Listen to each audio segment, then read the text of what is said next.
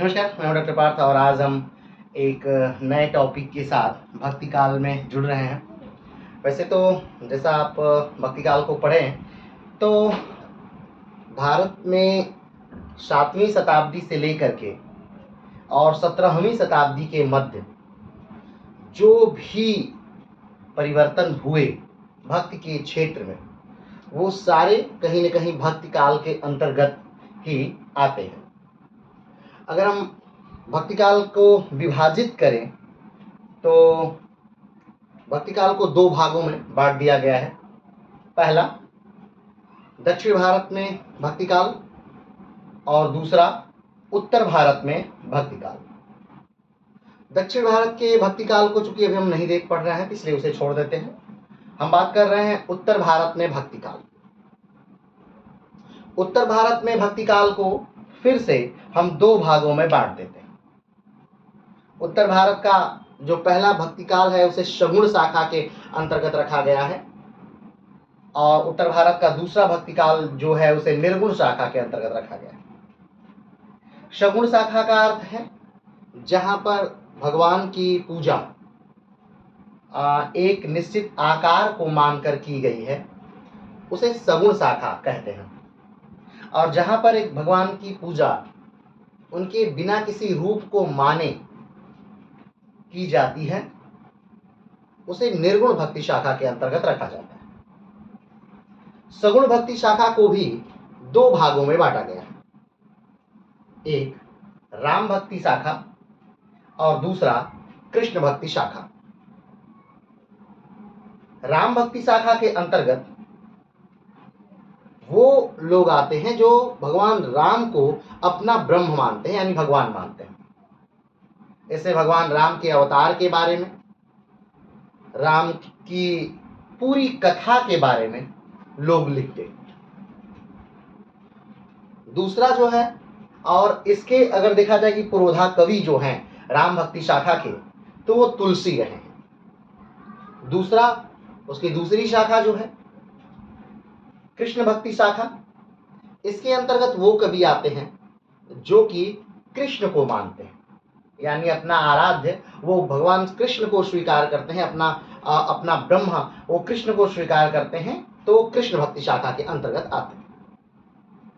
ठीक, ये हो गया शगुण भक्ति शाखा। अगर हम बात करें निर्गुण भक्ति शाखा, तो निर्गुण भक्ति शाखा में बिना आकार के, सगुण भक्ति शाखा में ये माना जाता है कि भगवान इस रूप के हैं, इस रंग के हैं, उनका आकार ये है, उनके पास हथियार ये हैं, वो इस प्रकार से लड़ते हैं, वो इस प्रकार से बोलते हैं, वो इस प्रकार से हंसते हैं, उनके होठ बहुत अच्छे हैं, उनके कान बहुत अच्छे हैं, उनकी नाक बहुत अच्छी है, वो बहुत प्यारे हैं। क्यों? क्योंकि सगुण भक्ति शाखा में एक आकार को दिखाया गया है, एक आकार को बताया गया है। लेकिन जब बात होती है किसकी, निर्गुण भक्ति शाखा की, तो उसमें भगवान के निराकार रूप को या भगवान के निराकार रूप में को पर हम लोग बातें करते हैं। तो निराकार रूप में जब हम बात करते हैं तो निराकार रूप को भी उसमें दो भागों में बांट दिया जाता है, एक ज्ञान मार्गी शाखा और दूसरा प्रेम मार्गी शाखा।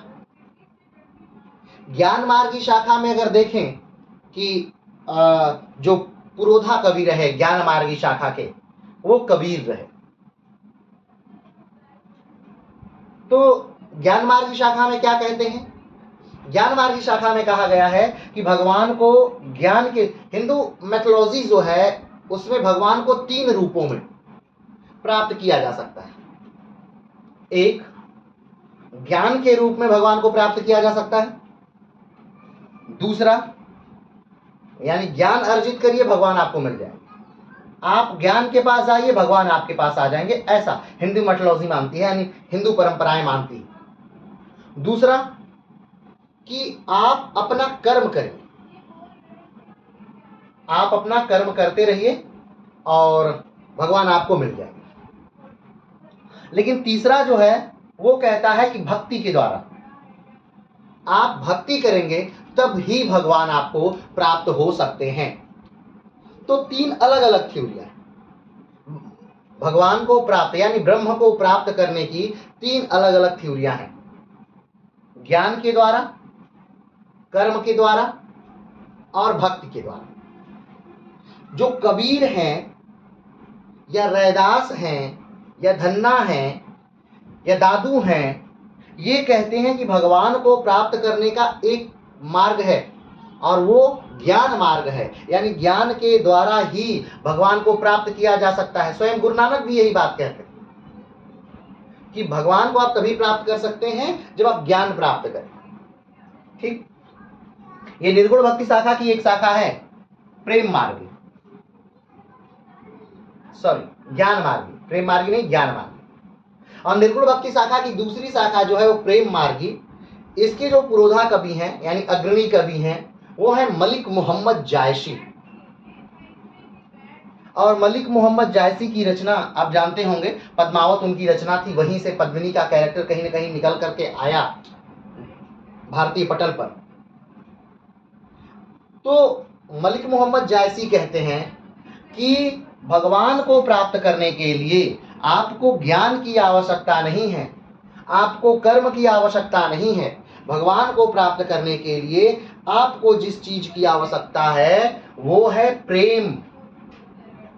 ये बात मलिक मोहम्मद जायसी कहते हैं कि भगवान को किस प्रकार से आप प्राप्त कर सकते हैं। भगवान को आप प्राप्त कर सकते हैं प्रेम के माध्यम से।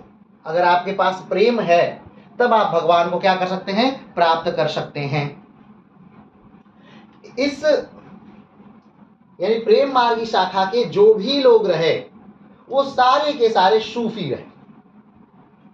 ठीक, वो कौन थे, वो सब के सब कहीं ना कहीं क्या थे, सूफी थे, सूफी मत के को मानने वाले थे, सूफी मत के से जुड़े लोग थे।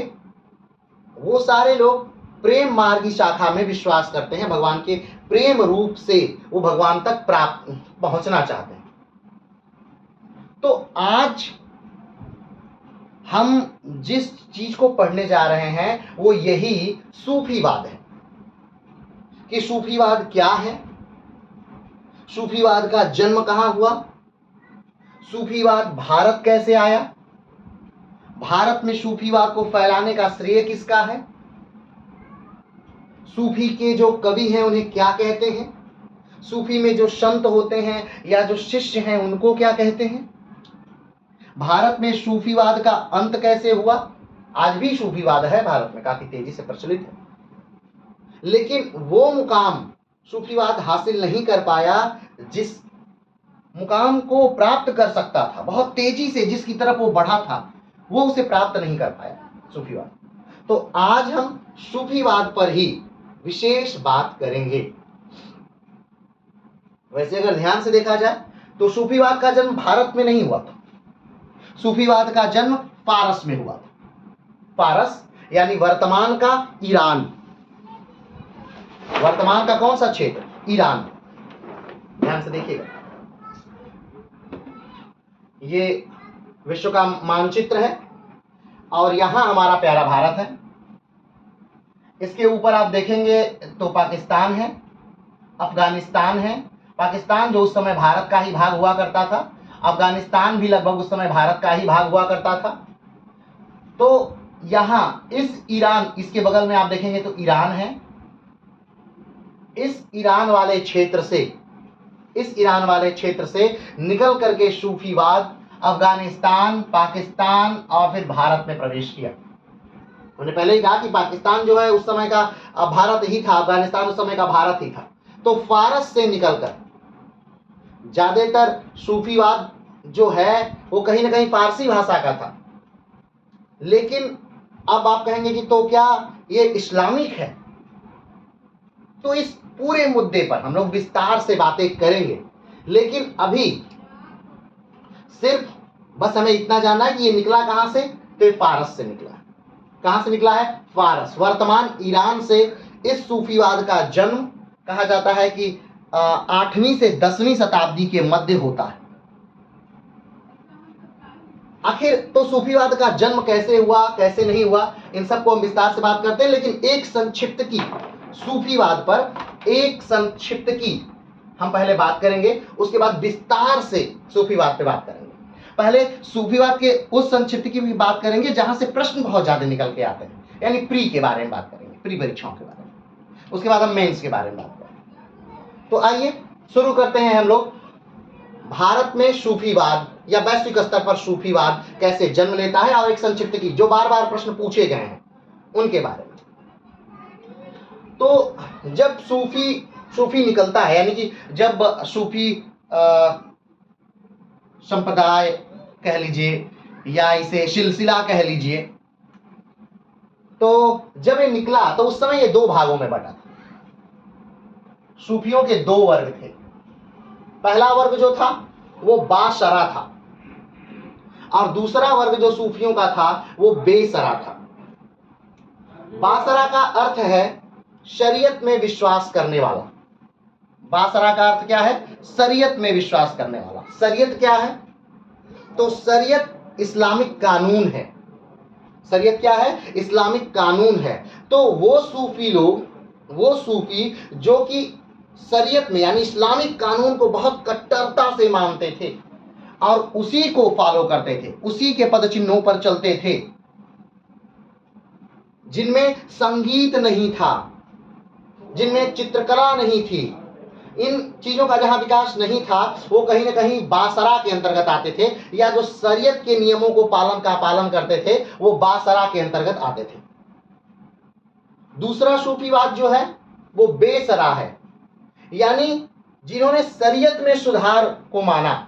उन्होंने माना कि नहीं, समय के साथ साथ हर धर्म में परिवर्तन होना चाहिए, समय की मांग के अनुसार हर धर्म में क्या होना चाहिए? परिवर्तन होना चाहिए। शरीयत में भी क्या होना चाहिए? सुधार होना चाहिए।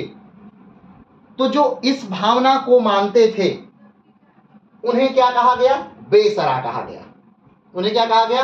बेसरा कहा गया। यानी सूफी का जो वर्ग है उस वर्ग को दो भागों में बांटा गया, एक को बासरा कहा गया और दूसरे को बेसरा कहा गया। बासरा यानी शरीयत में, इस्लामिक कानून में विश्वास रखने वाला, और बेसरा यानी शरीयत के में सुधार चाहने वाला। ठीक, बासरा यानी जो शरीयत के नियमों को मानकर चलता हो, और बेसरा यानी कि जो सिर्फ और सिर्फ कहीं हर जगह सुधार की गुंजाइश को देखता हो, किसी न किसी जगह वो समय के साथ परिवर्तन की गुंजाइश को देखता हो, वो बेसरा के अंतर्गत आए। क्लियर है? आगे बढ़ते हैं। सूफियों की मृत्यु के बाद, अब ध्यान दीजिए, जो सूफी होते थे, जो गुरु होते थे सूफियों के, और जो उपदेश देते थे सूफीवाद का, जो उसके बारे में बताते थे, उन्हीं को कहा जाता था पीर। वैसे पीर का अर्थ होता है एक बूढ़ा व्यक्ति, एक बूढ़ा समझदार व्यक्ति। पीर का अर्थ होता है एक बूढ़ा और समझदार व्यक्ति।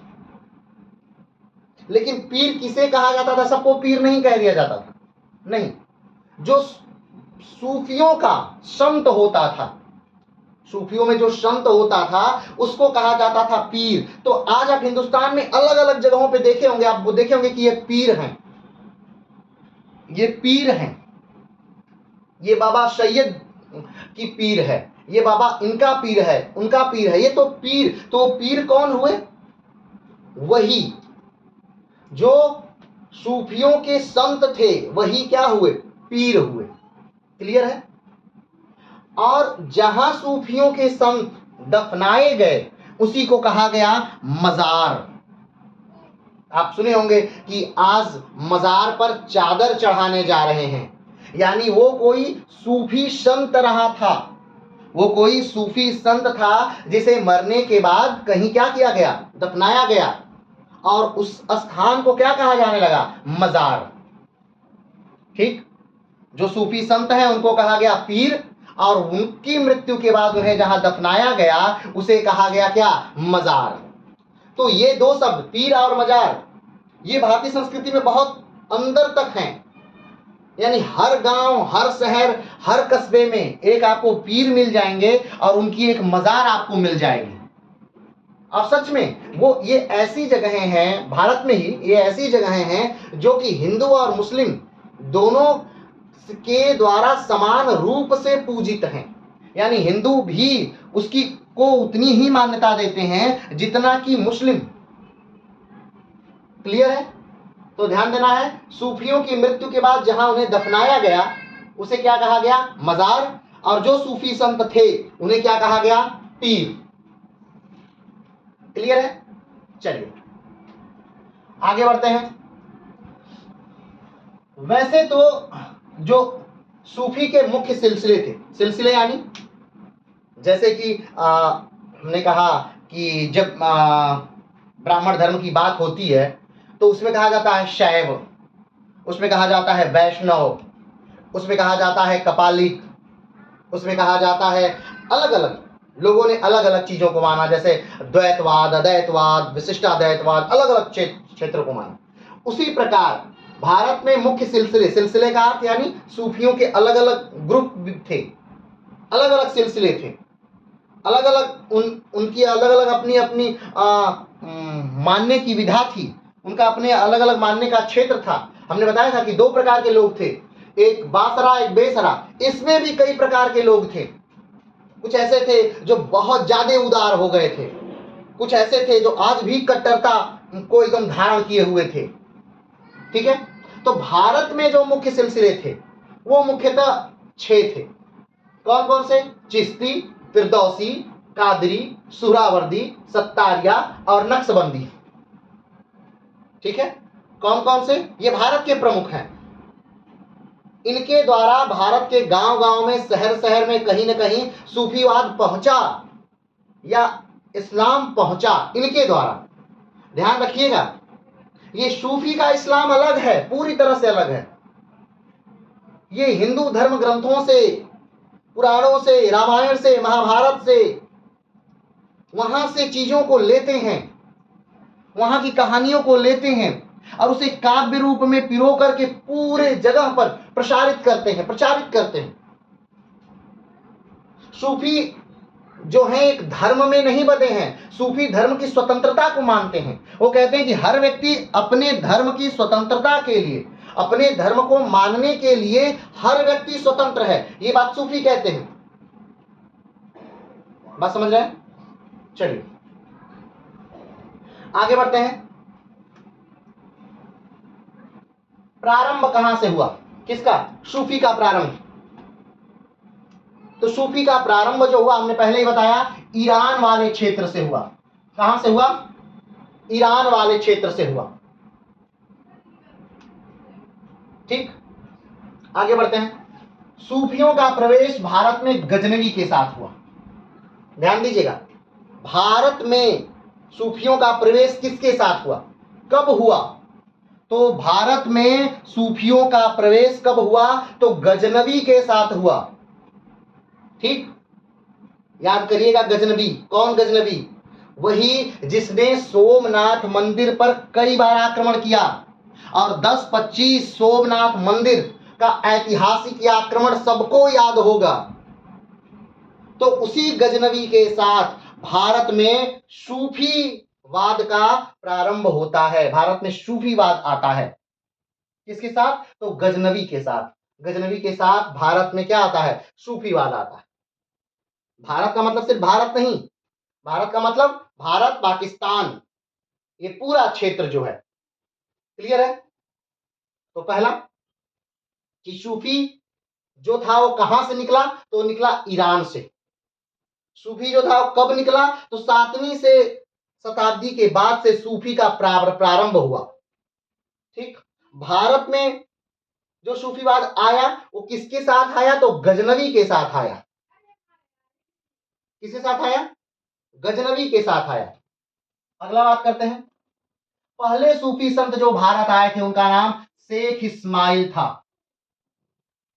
पहले संत, पहले सूफी संत जो भारत आए, बार बार परीक्षाओं में पूछा गया कि पहले सूफी संत कौन से थे जो भारत आए थे। तो पहले सूफी संत जो भारत आए थे वो थे शेख इस्माइल।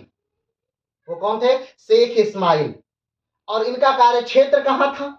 तो शेख इस्माइल का कार्य क्षेत्र जो था वो लाहौर वाला क्षेत्र था। वर्तमान पाकिस्तान के लाहौर वाला क्षेत्र जो था, वहीं पर शेख इस्माइल ने अपना कार्य क्षेत्र बनाया और वहीं पर ये रहे, उसी लाहौर वाले क्षेत्र में ये रहे। क्लियर है? पहले सूफी संत, फिर बात कर रहे हैं कि भारत में आने वाले पहले सूफी संत। तो आप कहेंगे तो वर्तमान में वो भारत है ही नहीं। हाँ, इस समय वर्तमान में भारत नहीं है, लेकिन तब वो उस समय का वर्तमान भारत था। उस समय का वर्तमान भारत, जब शेख इस्माइल आए थे भारत में, तब वो भारत में आए थे, ना कि वो पाकिस्तान, क्योंकि पाकिस्तान नाम की ही तब उत्पत्ति नहीं हुई थी। ठीक है, कमेंट बॉक्स में बताइएगा कि पाकिस्तान नाम की उत्पत्ति किसने की थी, कौन बालक ऐसा था जिसने पाकिस्तान शब्द की उत्पत्ति की थी और उसे किस प्रकार से डिवाइड किया था। वैसे हमने पढ़ाया नहीं है, लेकिन कई बार बताया होगा। आगे बढ़ते हैं। हमने पहले कहा कि जो सूफी संत उपदेश देते थे, जो भी सूफी संत लोग थे जो उपदेश देते थे, उन सूफी संतों को कहा जाता था पीर कहा जाता था। क्या कहा जाता था? पीर कहा जाता था। और पीर के चेले होते थे मुरीद, जो पीर को सुनते थे, जो उनके चेले होते थे, जो उनकी उनकी बातों का, पीर की, जैसे पीर ने कोई बात कही तो पीर तो बहुत वृद्ध हैं, उन्होंने अपनी उम्र जी है, अपना अनुभव खपाया है, तब जाके उनको ज्ञान प्राप्त हुआ है। तो पीर ने जो ज्ञान दिया, उस ज्ञान को लेकर के फैलाने वाले, उन्हें मुरीद कहा जाता था। क्या कहा जाता था? मुरीद कहा जाता था। ध्यान दीजिएगा, पीर जहां दफनाए जाते थे उसी को मजार कहते थे। पीर जहां दफनाए जाते थे उसे क्या कहा जाता था? मजार कहा जाता था। तो पीर, मजार और मुरीद। ठीक है, ध्यान दीजिएगा। आगे बढ़ते हैं। हमने कहा कि भारत में कई संप्रदाय आए। ठीक, सूफियों के भारत में कई संप्रदाय आए, लेकिन पहला संप्रदाय जो भारत में आया सूफियों का, वो कौन सा संप्रदाय था? पहला संप्रदाय जो भारत में आया था सूफियों का, वो कौन सा था? तो वो था चिश्ती। भारत का सबसे प्रचलित संप्रदाय, भारत का सबसे प्रचलित संप्रदाय। अब भारत में सबसे पहली बार आने वाला जो संप्रदाय था वो कौन सा था? तो वो चिश्ती संप्रदाय था। वो कौन सा संप्रदाय था? वो चिश्ती संप्रदाय था।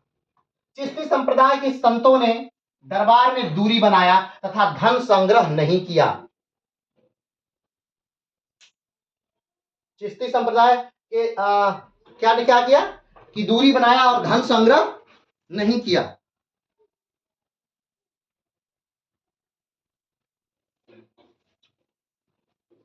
हमने कहा कि चिश्ती संप्रदाय के जो संत थे, तो शुरू में जो सूफीवाद था वो कहीं ना कहीं साम्राज्य से दूर था, यानी कि जो राजा हैं, महाराजा हैं, उनसे दूरी बना के रखने वाला था। उनसे धन लेने वाला व्यक्ति नहीं था, धन नहीं लेते थे, वो दरबार में नहीं बैठते थे, वो राजा से बहुत रेयर मिलते ही थे, राजा से मिलते भी नहीं थे, वो धन संचय भी नहीं करते थे। लेकिन बाद के कुछ ऐसे संप्रदाय भी हुए जो कि धन बहुत संचय करते थे, उनका उद्देश्य ही था धन संचय, उनका उद्देश्य ही था राजनीति में हस्तक्षेप। लेकिन ये शुरुआती वो संप्रदाय है चिश्ती संप्रदाय। चिश्ती संप्रदाय उन संप्रदायों में से है। ये इसलिए देखिए, हमने कहा कि अभी इसका विस्तारित रूप हम आप पढ़ेंगे, लेकिन अभी सिर्फ आपको सूफी का बस एक निचोड़ हम आपको बता रहे हैं, ताकि आपके मन में एक बात आ जाए कि सूफीवाद क्या है। ठीक, उसके बाद इसको हम बहुत विस्तारित तौर पर पढ़ेंगे। सूफीवाद पे कई किताबें हैं। सिर्फ अगर हम चूंकि यहाँ पे हमने 6 सिलसिलों को लिखा है, लेकिन उस समय के अबुल फजल द्वारा उस समय के 14 सिलसिलों के बारे में बताया गया है। और एक सिलसिला पढ़ने में लगभग 1 महीने का समय लग जाएगा, क्योंकि एक सिलसिले में कई कवि हैं। ठीक है, कई लोग हैं, बहुत बड़े बड़े लोग हैं, काफी नामी गिरामी हस्तियां हैं। तो इस पूरे आज सूफी को हम ऐसे खत्म करेंगे, आज पूरे सूफीवाद को हम समाप्त कर देंगे। चलिए बात करते हैं। तो चिश्ती संप्रदाय जो था, हमने कहा कि चिश्ती संप्रदाय भारत में आने वाला पहला संप्रदाय था। पहली बात, चिश्ती संप्रदाय भारत में बहुत तेजी से फैलने वाला और भारत में सबसे पॉपुलर संप्रदाय था। ठीक है, लेकिन ध्यान रखिएगा, चिश्ती संप्रदाय का प्रारंभ भारत में नहीं हुआ था। इसका उदय जो था चिश्ती संप्रदाय का, वो फारस में हुआ था और फारस से उठकर ये भारत में आया था। क्यों आया था, इस पर हम बाद में बात करेंगे।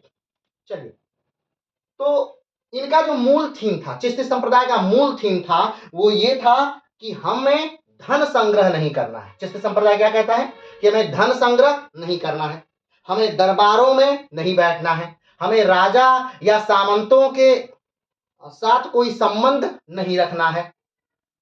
ऐसा नहीं कि हम शत्रु रहेंगे, लेकिन नहीं, हम मित्र नहीं है। ठीक है, आगे बढ़ते हैं। तो चिश्ती संप्रदाय के संतों ने दरबार से दूरी बनाया था, धन संग्रह नहीं किया। भारत में संस्थापक अबू अब्दाल चिश्ती। चिश्ती संप्रदाय के संस्थापक कौन थे? तो चिश्ती संप्रदाय के संस्थापक थे अबू अब्दाल चिश्ती।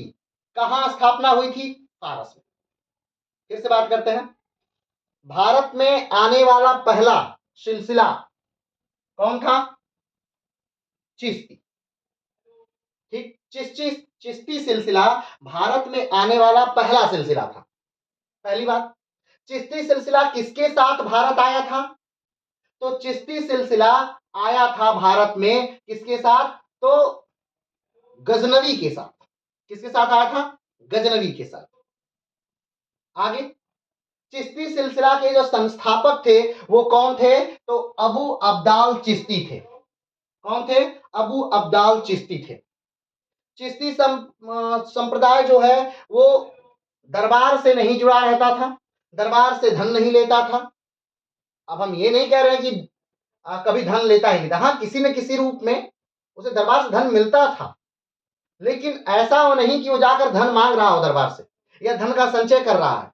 नहीं, उसके पास जो भी धन आता था वो उसे, जो उसको प्राप्त करने लायक लोग हैं उनमें दे देता है। चलिए आगे बढ़ते हैं। भारत में कौन संस्थापक है? तो चिश्ती संप्रदाय के संस्थापक भारत में मोइनुद्दीन चिश्ती हैं। कौन है? मोइनुद्दीन चिश्ती। देखिएगा, ये दो अलग अलग प्रश्न हैं। चिश्ती संप्रदाय के संस्थापक कौन है? अबू अब्दाल चिश्ती, जो कि फारस में चिश्ती संप्रदाय की स्थापना करते हैं, वर्तमान ईरान में चिश्ती संप्रदाय की स्थापना करते हैं। लेकिन भारत में या किसके निरीक्षण में या कौन लाया चिश्ती संप्रदाय को? तो मोइनुद्दीन चिश्ती जो थे वो भारत में लेकर आते हैं किसको? चिश्ती संप्रदाय को। ठीक, एक बात वहां हमने गलत कही है, उसको सुधार लीजिएगा। मोइनुद्दीन चिश्ती किसके साथ भारत में आए? मोइनुद्दीन चिश्ती आते हैं किसके साथ? गौरी के साथ भारत में आए, मोहम्मद गौरी, याद होगा आपको। और कब आते हैं? मोहम्मद गौरी के साथ मोइनुद्दीन चिश्ती भारत में कब आते हैं? तो 1192 का समय है। 1192 में मोइनुद्दीन चिश्ती भारत आते हैं और किसके साथ आते हैं? तो गौरी के साथ आते हैं। किसके साथ आते हैं? गौरी के साथ आते हैं। फिर से एक बात को फिर से देख लीजिए कि भारत के प्रमुख जो सिलसिले हैं वो कौन कौन से हैं? चिश्ती, फिरदौसी, कादरी, सुहरावर्दी, सत्तारिया और नक्शबंदी। ठीक, कहां पर चिश्ती? पहली बात, पहला चिश्ती, तो चिश्ती का प्रारंभ कहां पर हुआ? तो ईरान में हुआ। चिश्ती संप्रदाय के संस्थापक कौन थे? तो अबू अब्दाल चिश्ती थे, इसीलिए इसका नाम क्या पड़ गया? चिश्ती संप्रदाय। चिश्ती संप्रदाय का जो मुख्य ध्येय था वो लोगों का कल्याण करना था, चाहे जिस रूप में हो सके। धन का संग्रह नहीं करना था, राजा या साम्राज्य या राजनीति के चक्कर में नहीं पड़ना था। ठीक, कब आए मोइनुद्दीन चिश्ती, जिन्होंने भारत में स्थापना की चिश्ती संप्रदाय की, वो कब आए? तो 1192 में वो आए। किसके साथ आए? मोहम्मद गौरी के साथ आए। तो आपको याद होगा कि उस समय भारत में या उत्तर भारत के दिल्ली वाले क्षेत्र में या अजमेरू या अजमेर वाले क्षेत्र में जो राज्य हुआ करता था वो किसका हुआ करता था? वो पृथ्वीराज चौहान का राज्य था। किसका राज्य था? पृथ्वीराज चौहान का राज्य था। और पृथ्वीराज चौहान इसी गौरी को 1191 के तराइन के प्रथम युद्ध में हरा चुके थे। और 1191 में तराइन के प्रथम युद्ध में हारने के बाद गौरी वापस लौट जाता है और पुनः भारत पर 1192 में आक्रमण करता है। 1192 यानी कि तराइन का द्वितीय युद्ध। और तराइन का द्वितीय युद्ध पृथ्वीराज चौहान और मोहम्मद गौरी से लड़ा जाता है और उस युद्ध में पृथ्वीराज चौहान मार दिए जाते हैं। कहीं कहीं चंद्रवरदाई ने पृथ्वीराज रासो में यह भी लिखा है कि ऐसा नहीं हुआ, पृथ्वीराज चौहान मारे नहीं गए, उन्हें बंदी बना लेता है गौरी, वो अपने देश लेकर जाता है और वहां पर पृथ्वीराज चौहान चंद्रवरदाई की बातों को सुन करके शब्द भेदी बाण चलाते हैं। 4 बाण से 24 गज अंगुल अष्ट प्रमाण ता ऊपर सुल्तान है मत चूको चौहान, और वहां पर मोहम्मद गौरी को मार देते हैं। लेकिन इतिहास ये नहीं है, इतिहास में ये नहीं है। मुख्यतः जो है वो ये है कि यहाँ पर पृथ्वीराज चौहान मार दिए गए तराइन के द्वितीय युद्ध में, और उसके बाद भारत में कहीं न कहीं इस्लामिक राज्य की स्थापना हो जाती है। 1206 में मोहम्मद गौरी की मृत्यु हो जाती है और मोहम्मद गौरी के जो सेनापति हैं अलग अलग स्थानों पे उस समय हैं, याल्दूज, कुबाचा और कुतुबुद्दीन ऐबक। 1206 में जब मृत्यु होती है मोहम्मद गौरी की, उस समय वो जहां जहां थे वहीं पर उन्होंने अपने साम्राज्य को स्थापित कर लिया। कुतुबुद्दीन ऐबक उस समय लाहौर वाले क्षेत्र में था, लाहौर और दिल्ली वाले क्षेत्र उसके अधिपत्य में था। तो कुतुबुद्दीन ऐबक ने 1206 में ही यहाँ पर गुलाम वंश की नींव डाल दी और वहां भारत में गुलाम वंश की स्थापना हो गई। 1210 में चूंकि कुतुबुद्दीन ऐबक की मृत्यु हो जाती है, लेकिन तब तक गुलाम वंश चल पड़ा था, ध्यान दीजिएगा। चलिए अभी हम आगे नहीं जाएंगे, अभी हम आगे यही रहते हैं। तो 1192 में जब तराइन का द्वितीय युद्ध हुआ था, तो गौरी जब आया 1192 में, तो गौरी के साथ ही आए थे मोइनुद्दीन चिश्ती। कौन आए थे? मोइनुद्दीन चिश्ती। इन्होंने अपना खानगाह अजमेर में बनवाया। कहां बनवाया? अजमेर में। खानगाह यानी रहने का स्थान, रह निवास जो है वो कहां था इनका? अजमेर में। किसका? मोइनुद्दीन चिश्ती का। मोइनुद्दीन चिश्ती ने अपना खानगाह कहां बनवाया? अजमेर में बनवाया। मोइनुद्दीन चिश्ती कब आए थे? तो 1192 में। किसके साथ आए थे? गौरी के साथ आए थे। ठीक है, आगे बढ़ते हैं। मोइनुद्दीन चिश्ती के 2 शिष्य थे। मोइनुद्दीन चिश्ती के कितने शिष्य थे? 2 शिष्य थे। पहले हमीमुद्दीन नागौरी और दूसरे कुतुबुद्दीन बख्तियार काकी। ये नाम आप काफी सुने होंगे, कुतुबुद्दीन, क्योंकि इसी नाम पर गुलाम वंश का जो पहला संस्थापक है उसका नाम है कुतुबुद्दीन ऐबक। तो ध्यान दीजिएगा, आप ध्यान दीजिए, ये कुतुबुद्दीन बख्तियार काकी जो हैं ये एक संत हैं। कौन सा संत हैं? तो चिश्ती संप्रदाय के। किस संप्रदाय के? चिश्ती संप्रदाय के। मोइनुद्दीन चिश्ती जो 1192 में मोहम्मद गौरी के साथ भारत आए थे, उनके 2 शिष्य हैं हमीमुद्दीन नागौरी और कुतुबुद्दीन बख्तियार काकी। इन्हीं कुतुबुद्दीन बख्तियार काकी से कुतुबुद्दीन ऐबक बहुत प्रभावित था। कौन बहुत प्रभावित था कुतुबुद्दीन बख्तियार काकी से? कुतुबुद्दीन बख्तियार काकी से ऐबक, कुतुबुद्दीन ऐबक बहुत प्रभावित था और इन्हीं के नाम पर उसने एक इमारत बनवाना प्रारंभ किया। उसका नाम दिया था कुतुब मीनार, जो दिल्ली वाले क्षेत्र में प्रारंभ किया गया था। लेकिन दुर्भाग्यवश कुतुबुद्दीन ऐबक उसे पूरा नहीं करवा पाया और उसको पूरा करवाने का श्रेय इल्तुतमिश को जाता है। क्लियर है? तो कुतुब मीनार का नाम कुतुबुद्दीन ऐबक के नाम पर नहीं है, बल्कि कुतुबुद्दीन बख्तियार काकी के नाम पर है। और कुतुबुद्दीन बख्तियार काकी कौन है? तो कुतुबुद्दीन ऐबक के गुरु हैं। और कुतुबुद्दीन बख्तियार काकी जो हैं वो मोइनुद्दीन चिश्ती के शिष्य हैं। क्लियर है? कुतुबुद्दीन बख्तियार काकी जो हैं वो कुतुबुद्दीन ऐबक के गुरु और मोइनुद्दीन चिश्ती के क्या हैं? मोइनुद्दीन चिश्ती के शिष्य हैं। आगे बढ़ते हैं। ऐबक कुतुबुद्दीन बख्तियार काकी से बहुत प्रभावित था, हमने बताया ही। ऐबक कुतुबुद्दीन ऐबक जो है वो कुतुबुद्दीन बख्तियार काकी से इतना प्रभावित था कि कुतुबुद्दीन बख्तियार काकी के नाम पर ही उसने एक इमारत की नींव रखी और उसने उसे सोचा कि उसे बनाया जाए, कुतुब मीनार। लेकिन कुतुब मीनार का निर्माण प्रारंभ तो कर सका, लेकिन उसका अंत नहीं करा पाया, उसकी पहले ही मृत्यु हो गई। उसका अंत जो था वो इल्तुतमिश ने बाद में कराया। बख्तियार काकी की याद में कुतुब मीनार की नींव रखी गई। कुतुबुद्दीन बख्तियार काकी इल्तुतमिश के शासनकाल के समय भारत आए।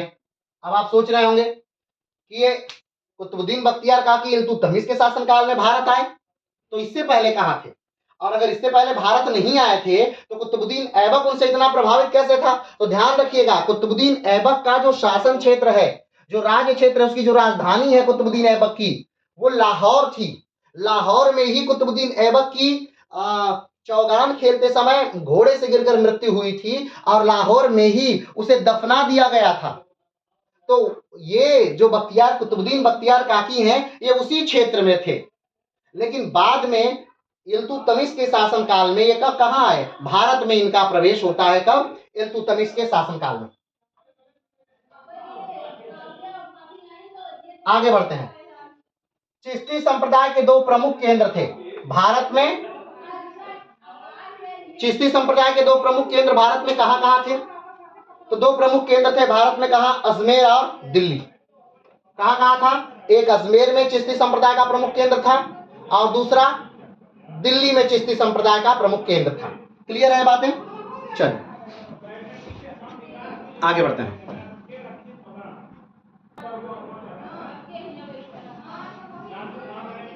तो एक बार फिर से इसे पूरी तरह से फिर से देख लेते हैं। तो भारत के मुख्य सिलसिले कौन से थे? भारत में मुख्यतः 6 से 8 मुख्य सिलसिले थे। चिश्ती, फिरदौसी, कादरी, सुहरावर्दी, सत्तारिया, नक्शबंदी। ठीक, तो ये जो सूफी संत है या सूफीवाद है, इनका जन्म कहाँ हुआ? तो फारस में हुआ है। और अगर हम अभी चिश्ती की संप्रदाय की बात करें तो चिश्ती संप्रदाय का जो जन्म हुआ कहाँ हुआ है? ईरान में हुआ है। चिश्ती संप्रदाय के जो संस्थापक हैं कौन है? अबू अब्दाल चिश्ती हैं। ठीक है। भारत में चिश्ती संप्रदाय को लाने वाले कौन है? तो मोइनुद्दीन चिश्ती हैं। मोइनुद्दीन चिश्ती ने चिश्ती भारत में लेकर आते हैं चिश्ती संप्रदाय को। और चिश्ती संप्रदाय जो भारत में आ रहा है तो किसके साथ आ रहा है? वो आ रहा है कुतुबुद्दीन मोहम्मद गोरी के समय। किसके समय आ रहा है? मोहम्मद गोरी के समय आ रहा है। मोहम्मद गोरी भारत में कब आ रहा था? 1191 में पहली बार मोहम्मद गोरी आया था। उस समय नहीं आए थे ये। जब 1192 में मोहम्मद गोरी दूसरी बार आता है, तराइन का द्वितीय युद्ध जब वो लड़ता है पृथ्वीराज चौहान से, उस समय उनके साथ आए थे कौन? चिश्ती संप्रदाय के भारत में संस्थापक मोइनुद्दीन चिश्ती। ठीक है। मोइनुद्दीन चिश्ती अपना जो निवास क्षेत्र है, जो अपना आवास क्षेत्र है, यानी अपना खानगाह है, उन्हें खानगाह कहा जाता था। खानगाह कहाँ बनवाया था? तो उन्होंने उसे अजमेर में बनवाया था। कहाँ बनवाया था? अजमेर वाला क्षेत्र, राजस्थान के अजमेर वाला क्षेत्र जो था वो मोइनुद्दीन चिश्ती का खानगाह क्षेत्र था। मोइनुद्दीन चिश्ती के दो प्रमुख शिष्य थे, पहला हमीमुद्दीन नागौरी और दूसरा कुतुबुद्दीन बख्तियार काकी। ये मोइनुद्दीन चिश्ती के दो प्रमुख संत थे। ऐबक जो है वो कुतुबुद्दीन बख्तियार काकी से बहुत प्रभावित था और कुतुबुद्दीन बख्तियार काकी से प्रभावित होकर ही वो कुतुब मीनार का निर्माण जो है उन्हीं के नाम पर प्रारंभ करवाता है, लेकिन उसकी मृत्यु हो जाती है और उसको जो पूरा कराने का श्रेय वो इल्तुतमिश को जाता है। इल्तुतमिश जो है, इल्तुतमिश के समय में ही कुतुबुद्दीन बख्तियार काकी भारत में आते हैं। उससे पहले उनका जो क्षेत्र था वो कहीं ना कहीं लाहौर वाला क्षेत्र था या पाकिस्तान वाला क्षेत्र था। चिश्ती संप्रदाय के दो प्रमुख केंद्र भारत में थे, जहां से इस चिश्ती संप्रदाय का प्रचार प्रसार होता था भारत के अन्य जगहों पर। वो प्रमुख केंद्र जो थे वो अजमेर और दिल्ली थे। ये चिश्ती संप्रदाय के प्रमुख केंद्र रहे। अगली बात करें तो कुतुबुद्दीन बख्तियार काकी के शिष्य थे बाबा फरीद। भारत में सबसे ज्यादा नाम अर्जित करने वाले व्यक्तियों में से अगर देखा जाए तो बाबा फरीद का है। तो बाबा फरीद जो है वो किसके शिष्य हैं? कुतुबुद्दीन बख्तियार काकी के। तो फिर से देखिएगा कि भारत में जो चिश्ती संप्रदाय है उसके संस्थापक कौन हैं? तो मोइनुद्दीन चिश्ती हैं। भारत में चिश्ती संप्रदाय के संस्थापक मोइनुद्दीन चिश्ती के दो शिष्य हैं, एक हमीमुद्दीन नागौरी और दूसरा कुतुबुद्दीन बख्तियार काकी। कुतुबुद्दीन बख्तियार काकी के जो शिष्य हैं वो कौन से हैं? बाबा फरीद हैं। कौन है? बाबा फरीद हैं। आगे बढ़ते हैं। बाबा फरीद से गुरु नानक देव काफी प्रभावित थे। बार बार ध्यान दीजिएगा, इसमें का लिखा हुआ हर एक पॉइंट आपको याद होना चाहिए, कंठस्थ होना चाहिए। और ये कोई याद करने की चीज नहीं है। जब आप पूरी पूरे चिश्ती संप्रदाय को बेहतरीन ढंग से देख लेंगे तो आपको पता चल जाएगा कि नहीं ये कितना इंपॉर्टेंट है। और वैसे इसमें आया हुआ हर एक क्वेश्चन जो है कहीं ना कहीं बीपीएससी में ही आए हुए क्वेश्चन है। ठीक है, आगे बढ़ते हैं। तो बाबा फरीद के गुरु बाबा फरीद से जो सबसे ज्यादा प्रभावित व्यक्ति थे वो कौन थे? तो गुरु नानक देव थे।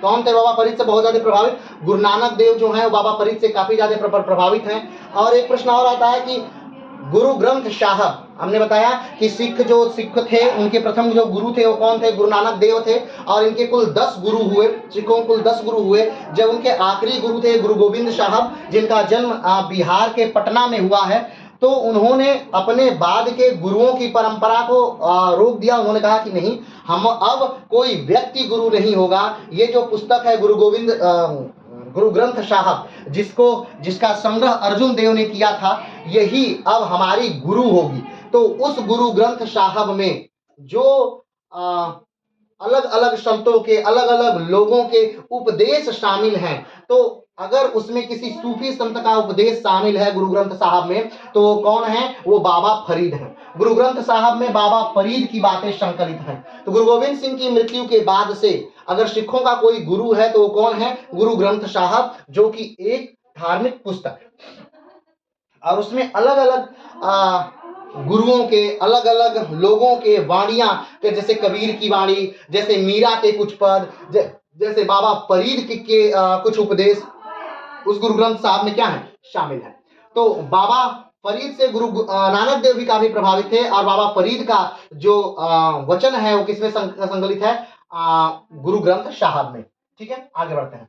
बाबा फरीद ने बलवन की पुत्री से भी विवाह किया था। बाबा फरीद ने कुल कितने विवाह किए थे? कहा जाता है कि बाबा फरीद ने कुल 3 विवाह किए थे और उसमें से एक बलवन की पुत्री भी थी। अब बलवन कौन है? तो बलवन गुलाम वंश का एक महत्वपूर्ण शासक है, जिसने कि गुलाम वंश की जो साम्राज्य है उसको कहीं न कहीं और सुदृढ़ करने में उसकी महत्वपूर्ण भूमिका थी। बलवन जो कि इल्तुतमिश के बाद गद्दी पर बैठता है बलवन, और उस बलवन ने अपनी पुत्री का विवाह किससे किया? कहा जाता है कि राजा बनने से पहले ही पूरे राज्य को लगभग उसने अपने कंट्रोल में लिया था। क्योंकि अब बताइएगा पूरा, एक काम करिएगा, जो कमेंट बॉक्स है उसमें पूरे गुलाम वंश का सन के साथ पूरी वंशावली बता दीजिएगा। आगे बढ़ते हैं। तो बलवन ने अपनी एक पुत्री का विवाह बाबा फरीद से किया था, ध्यान दीजिएगा। आगे बढ़ते हैं। बाबा फरीद के शिष्य थे शेख निजामुद्दीन औलिया, जो सबसे प्रसिद्ध थे। अब फिर से शिष्यों की परंपरा एक बार फिर से देख लीजिए। तो सबसे पहले कौन है? तो सबसे पहले है मोइनुद्दीन चिश्ती। मोइनुद्दीन चिश्ती कौन है? तो चिश्ती संप्रदाय को भारत में स्थापित करने वाले जो व्यक्ति हैं वो है मोइनुद्दीन चिश्ती। मोइनुद्दीन चिश्ती के 2 प्रमुख शिष्य हैं, हमीमुद्दीन नगौरी और कुतुबुद्दीन बख्तियार काकी। ये मत समझिएगा और शिष्य नहीं, और भी शिष्य हैं इसमें कहीं ना कहीं, लेकिन जो बहुत महत्वपूर्ण है उनको हम यहाँ पर आपके सामने दिखा रहे हैं। चलिए आगे बढ़ते हैं। तो मोइनुद्दीन चिश्ती जो भारत में चिश्ती संप्रदाय के संस्थापक हैं, उनके 2 प्रमुख शिष्य थे, एक हमीमुद्दीन नागौरी और दूसरा कुतुबुद्दीन बख्तियार काकी। कुतुबुद्दीन बख्तियार काकी का जो शिष्य है वो कुतुबुद्दीन ऐबक है और उन्हीं के नाम पर उसने कुतुब मीनार का नामकरण किया था, लेकिन कुतुब मीनार को पूरा नहीं करा सका। कुतुब मीनार को पूरा कराने का श्रेय इल्तुतमिश को जाता है। कुतुबुद्दीन जो बख्तियार काकी हैं उनके जो शिष्य हैं वो कौन है? निजामुद्दीन औलिया। कौन है? निजामुद्दीन औलिया, जो अपने गुरु से भी कहीं ज्यादा प्रसिद्ध है, यानी कि बाबा फरीद से भी काफी ज्यादा जिन्होंने प्रसिद्धि प्राप्त की, वो कौन है? निजामुद्दीन औलिया। ठीक है, आगे बढ़ते हैं। निजामुद्दीन औलिया ने राजाओं की दूरी बनाकर रखी थी। निजामुद्दीन औलिया ने क्या किया? इन्होंने काफी हद तक राजाओं से क्या बना के रखी? दूरी बना के रखी। कहा जाता है कि निजामुद्दीन औलिया ने 7 से 8 राजाओं का शासनकाल क्या किया था? देखा था। 7 से 8 राजाओं का शासनकाल देखना बहुत बड़ी बात थी, लेकिन सल्तनत काल के उठापटक के दौर में वो बहुत बड़ी बात के तौर पर नहीं हुई। आगे बढ़ते हैं। निजामुद्दीन औलिया और गयासुद्दीन तुगलक के बीच संबंध अच्छे नहीं थे। हमने बताया था कि जो सल्तनत काल चला, यानी 1206 में गुलाम वंश की स्थापना हुई, 1206 से 1290 तक गुलाम वंश चला, और 1290 में जो है वो गुलाम वंश समाप्त हो जाता है। उसके बाद खिलजी वंश की स्थापना होती है। खिलजी वंश की स्थापना जलालुद्दीन खिलजी करते हैं, लेकिन जलालुद्दीन खिलजी की हत्या करके उनका जो दामाद है अलाउद्दीन खिलजी, वो गद्दी को प्राप्त कर लेता है। और अलाउद्दीन खिलजी ने कहीं न कहीं खिलजी साम्राज्य को पूरे भारतवर्ष में दक्षिण तक उसने विस्तृत कर दिया। और इसमें उसका जो प्रमुख जो मतलब कम समय में, बहुत कम समय में पूरे भारतवर्ष में खिलजी साम्राज्य को फैलाने वाला जो व्यक्ति था वो अलाउद्दीन खिलजी था। अलाउद्दीन खिलजी की जब मृत्यु होती है उसके बाद खिलजी साम्राज्य संभल नहीं पाता है और बहुत तेजी से वो क्या हो जाता है, ध्वस्त हो जाता है। तो गुलाम वंश के बाद खिलजी वंश और खिलजी वंश के बाद आता है तुगलक वंश। कौन आ रहा है? तुगलक वंश। 1290 में 1290 में समाप्त होता है गुलाम वंश और 1290 से 1320 तक ही चल पाता है खिलजी वंश। उसके बाद आ जाता है तुगलक वंश। तुगलक वंश का जो संस्थापक था वो था गयासुद्दीन तुगलक। वो कौन था? गयासुद्दीन तुगलक। और गयासुद्दीन तुगलक का जो संबंध था वो अच्छा नहीं था निजामुद्दीन औलिया से। इसका कारण कहा जाता है कि जो खिलजी वंश के जो आखिरी राजा थे उन्होंने निजामुद्दीन औलिया को बहुत सारा धन दिया था, बहुत सारा धन दिया था। ये अलग विषय बात है कि हमने पहले ही बताया कि ये राज्य से बहुत ज्यादा संपर्क में नहीं रहते थे। ये लोग राज्य से एकदम इनकी दूरी रहती थी और कहीं ना कहीं राज्य के दरबार में भी ये आकर नहीं बैठते थे, ये धन का संग्रह भी नहीं करते थे। लेकिन निजामुद्दीन औलिया को आखिरी के जो सल्तनत के लोग थे उन्होंने बहुत ज्यादा धन दिया था। ठीक है, खिलजी शासन में। तो जब अगला वंश आया यानी तुगलक वंश आया, गयासुद्दीन तुगलक राजा बना, तो उसने सबसे वो धन वापस लेना प्रारंभ किया जिसको खिलजी शासकों ने वो धन बहुत ज्यादा मात्रा में दिया। क्यों? क्योंकि जो राजकोष था वो लगभग खाली था। तो गयासुद्दीन तुगलक उस राजकोष को फिर से भरना चाह रहा था, इसलिए उन्होंने निजामुद्दीन औलिया से भी कहा कि आप धन क्या करिए, वापस दे दीजिए। उस समय जो गयासुद्दीन तुगलक हैं वो कहाँ पर हैं? तो उस समय गयासुद्दीन तुगलक बंगाल में हैं और बंगाल को उस समय वो जीत रहा है। ठीक है, विद्रोह हुआ है बंगाल का, उसे दबा रहा है और कुछ भागों को जीत रहा है। तो वहां से वो संदेशा भिजवाता है निजामुद्दीन औलिया के पास कि भाई साहब जो धन है वो दे दीजिए क्योंकि हम दिल्ली आ रहे हैं और अगर हम दिल्ली आए तो आपके लिए अच्छा नहीं होगा। तो उस समय का कथन निजामुद्दीन औलिया का बड़ा प्रसिद्ध है। उसी समय निजामुद्दीन औलिया ने कहा था कि दिल्ली दुरस्त, दिल्ली अभी क्या है, दूर है। दिल्ली अभी क्या है, दूर है। तो निजामुद्दीन औलिया किसके शिष्य हैं? बाबा फरीद के। बाबा फरीद किसके शिष्य हैं? तो बाबा फरीद शिष्य हैं बख्तियार काकी के। और बख्तियार काकी किसके शिष्य हैं? तो मोइनुद्दीन चिश्ती के। और मोइनुद्दीन चिश्ती कौन है? तो भारत में चिश्ती संप्रदाय की स्थापना करने वाले हैं मोइनुद्दीन चिश्ती। और चिश्ती संप्रदाय क्या है? तो एक सूफी सिलसिला है। क्लियर है? तो उस समय जो निजामुद्दीन औलिया है उन्होंने कहा कि दिल्ली दुरस्त, दिल्ली अभी दूर है, अभी दिल्ली पहुंचो। तो जब बंगाल विजय करके गयासुद्दीन तुगलक आता है उसी समय कहा जाता है कि उनके जीत के उपलक्ष्य में एक लकड़ी का महल तैयार किया गया था उनके पुत्र मोहम्मद बिन तुगलक के द्वारा। और उसमें जब हाथियों की परेड कराई जा रही थी तब वो महल क्या हो गया, ध्वस्त हो गया, गिर गया और उसी में दबकर गयासुद्दीन तुगलक क्या हो जाता है, मर जाता है। तो ये वही निजामुद्दीन औलिया हैं और निजामुद्दीन औलिया के ही शिष्य थे खुसरो। कौन थे? खुसरो निजामुद्दीन औलिया के शिष्य हैं। और कहा जाता है कि वो एक ही सन है जिसमें निजामुद्दीन औलिया की पहले मृत्यु होती है। ठीक है, पहले तो मान लीजिए गयासुद्दीन तुगलक की मृत्यु होती है, फिर उसी साल निजामुद्दीन औलिया की मृत्यु होती है और फिर उसी साल अपने गुरु की याद में अपने प्राणों को त्यागने वाले कौन है? अमीर खुसरो। कौन है? अमीर खुसरो। अमीर खुसरो वो व्यक्ति हैं जिन्होंने लगातार कई वंशों का शासन देखा था, जिन्हें भारत का तोता कहा जाता है, जिन्होंने कव्वाली को जन्म दिया, एक तरह से जो कहीं ना कहीं हिंदी के भी पितामह माने जाते हैं। अमीर खुसरो कहा जाता है कि उर्दू के भी पितामह माने जाते हैं।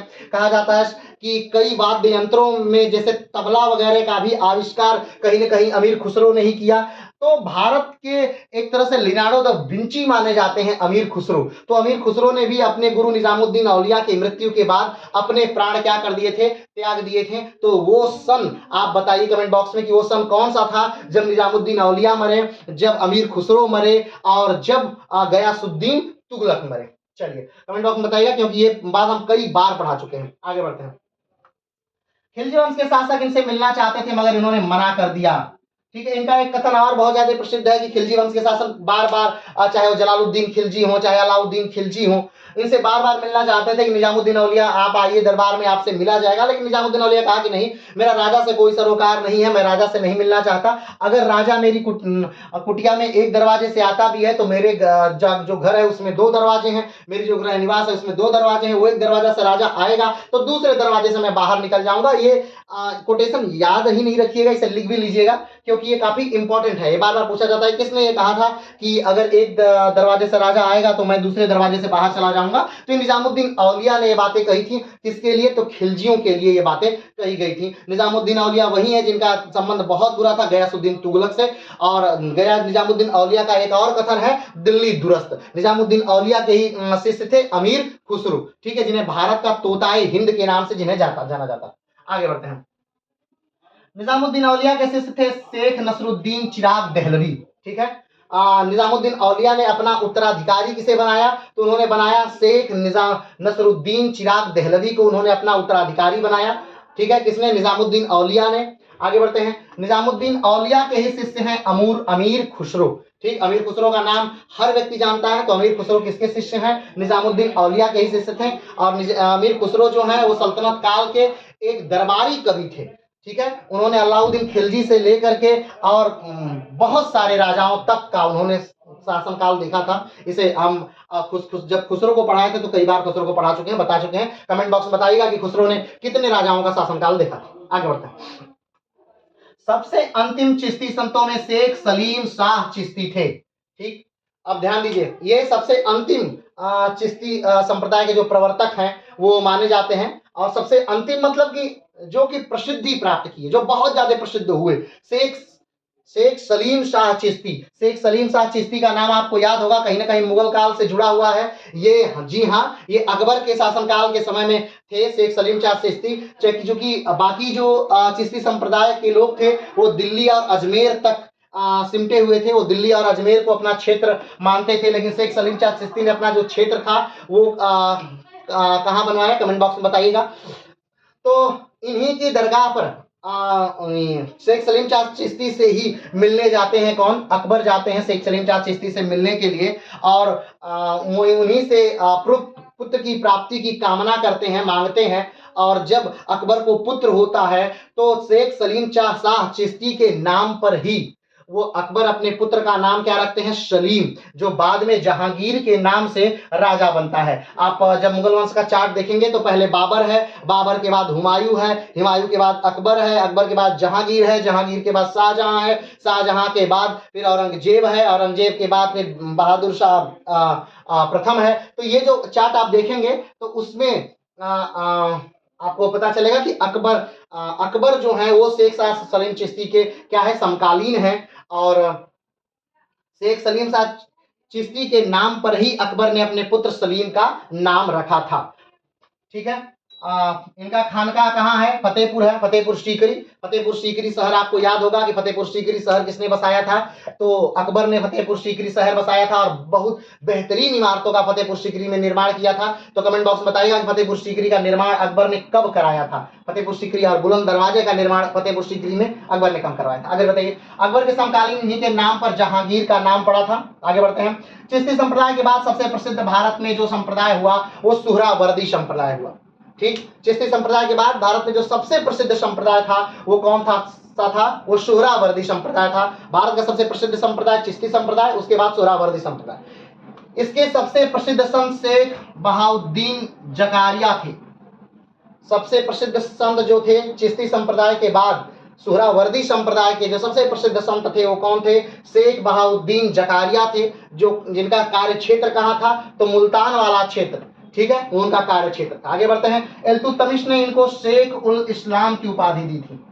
इनको क्या उपाधि दी थी, शेख उल इस्लाम। तो ध्यान दीजिएगा, हमने बताया कि जिस प्रकार से चिश्ती संप्रदाय दरबारों से दूर रह रहा था, ठीक है, वो धन संग्रह नहीं कर रहा था, ठीक है। और धन संग्रह नहीं करने का तो अलग विषय है, वो राजाओं के संरक्षण में नहीं था, वो दरबारों में आकर अपनी हाजिरी नहीं लगा रहा था। लेकिन जो चिश्ती संप्रदाय के बाद के जो संप्रदाय हुए, चाहे वो सुहरावर्दी संप्रदाय हुआ, ये राजाओं के नजदीक रहने वाले लोग थे। ये उपाधियां आप देख रहे हैं कि ये उपाधियां लेने वाले लोग हैं, राजाओं से क्या ले रहे हैं, उपाधियां ले रहे हैं। तो एक तरह से ये जो सूफीवाद की संक्षिप्त की है ये हमने आपको दी। ठीक है, तो आइए थोड़ा सा सूफीवाद को विस्तार से जानते हैं। विस्तार से जानने से पहले एक बार थोड़ा सा और सूफीवाद को हम देख लेते हैं।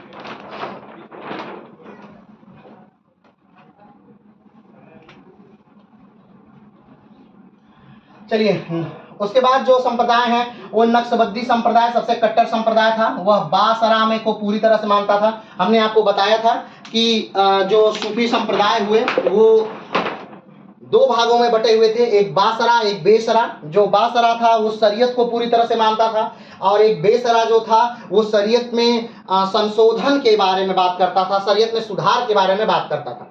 तो अभी हम जो बात कर रहे थे, ठीक, अभी हम जो बात कर रहे हैं नक्शबंदी संप्रदाय। तो नक्शबंदी संप्रदाय क्या है? ये सबसे कट्टर संप्रदायों में से है।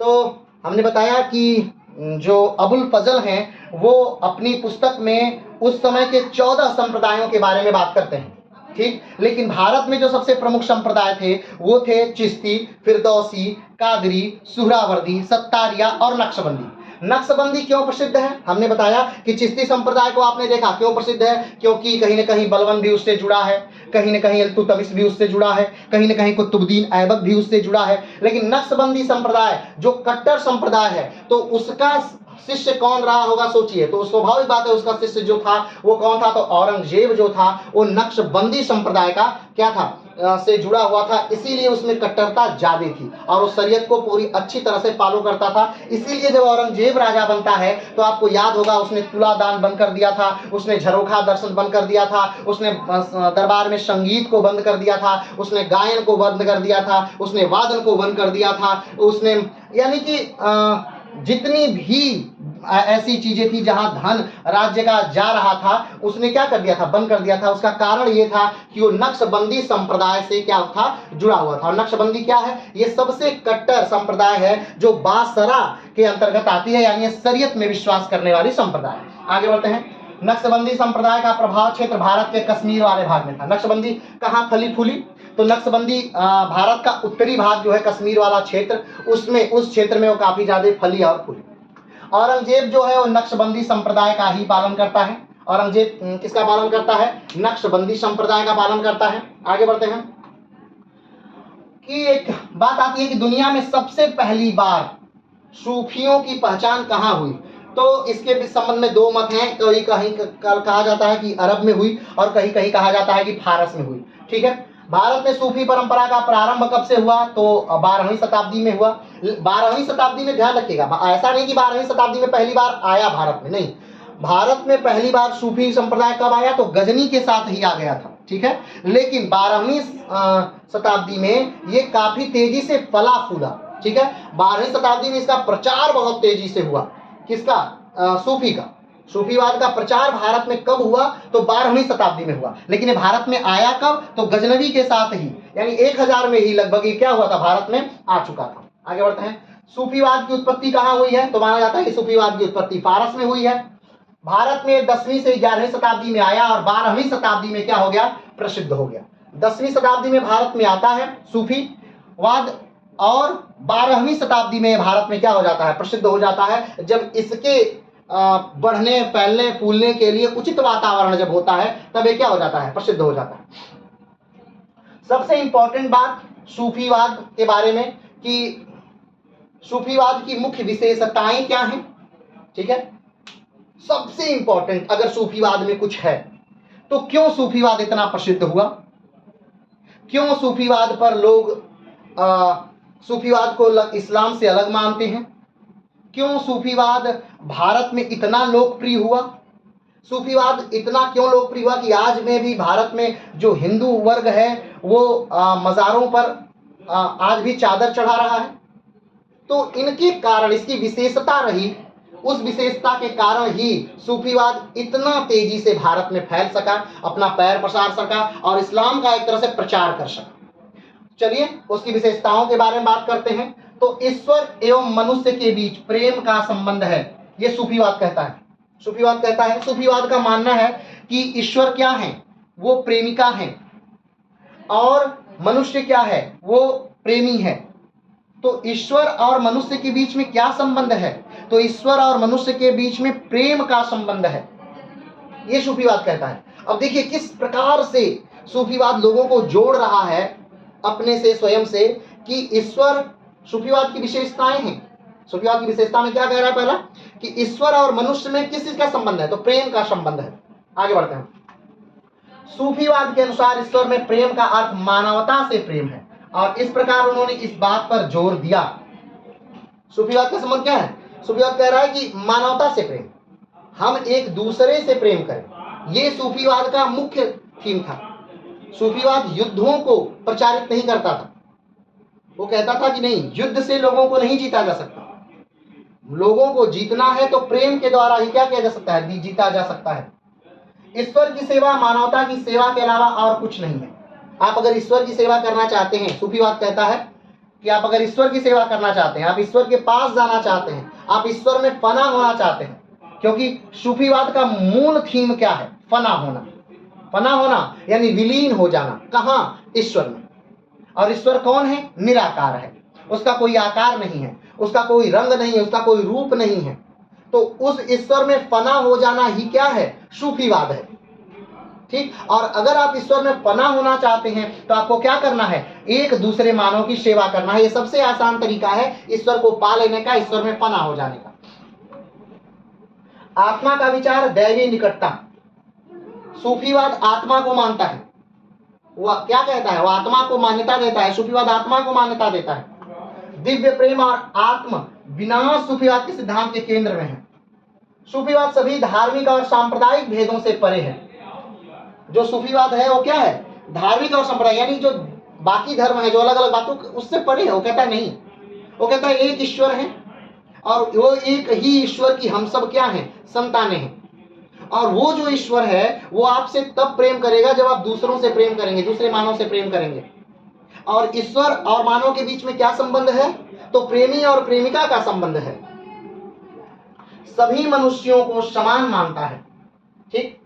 जो सूफीवाद है इसमें भेद नहीं है। भेद का अर्थ यानी ऊंच नीच का भेद नहीं है, जात पात का भेद नहीं है, अमीर गरीब का भेद नहीं है। ये सारे मनुष्यों को एक समान मानता है।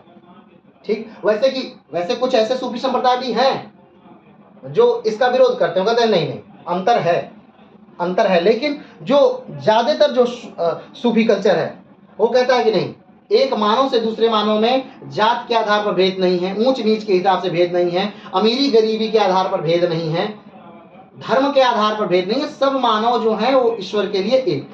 आगे बढ़ते हैं। सूफीवाद आत्म अनुशासन पर भी जोर देता है और इसे ईश्वर का ज्ञान प्राप्त करने के लिए आवश्यक है। सूफीवाद कहता है कि आत्म अनुशासन बहुत जरूरी है। क्यों जरूरी है? क्योंकि आत्म अनुशासन से हम ईश्वर को प्राप्त कर सकते हैं। बिना आत्म अनुशासन यानी स्वयं पर नियंत्रण, बिना स्वयं पे नियंत्रण के हम ईश्वर को प्राप्त नहीं कर सकते। इसलिए आत्मनियंत्रण जरूरी है। अगला, सूफीवाद रूढ़िवादी मुस्लिम संप्रदाय के विपरीत सूफीवाद आंतरिक शुद्धता पर जोर देता है। ठीक। वो क्या कह रहा है सूफीवाद? वो आंतरिक शुद्धता यानी बाहरी शुद्धता नहीं। ऐसा नहीं कि जूठन है, बर्तन है तो माजिए, ये बहुत धुलिए, कपड़े धुलिए, नहीं, इसमें जोर नहीं देता है। वो कह रहा है आपका मन शुद्ध होना चाहिए। मन शुद्ध का अर्थ यानी आप दूसरों के बारे में बुरा ना सोचें, दूसरों के बारे में बुरा ना बोलें। यानी हमने कहा कि भाव हिंसा जो जैनिज्म में है कहीं ना कहीं, वो भी सूफीवाद में है।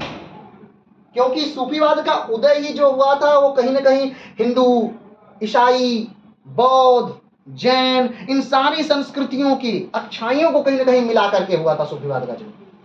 तो सूफीवाद कह रहा है कि आंतरिक शुद्धता पर सूफीवाद जोर देता है, बाह्य शुद्धता पर नहीं। यानी मन की शुद्धता पर सूफीवाद क्या करता है? जोर दे रहा है।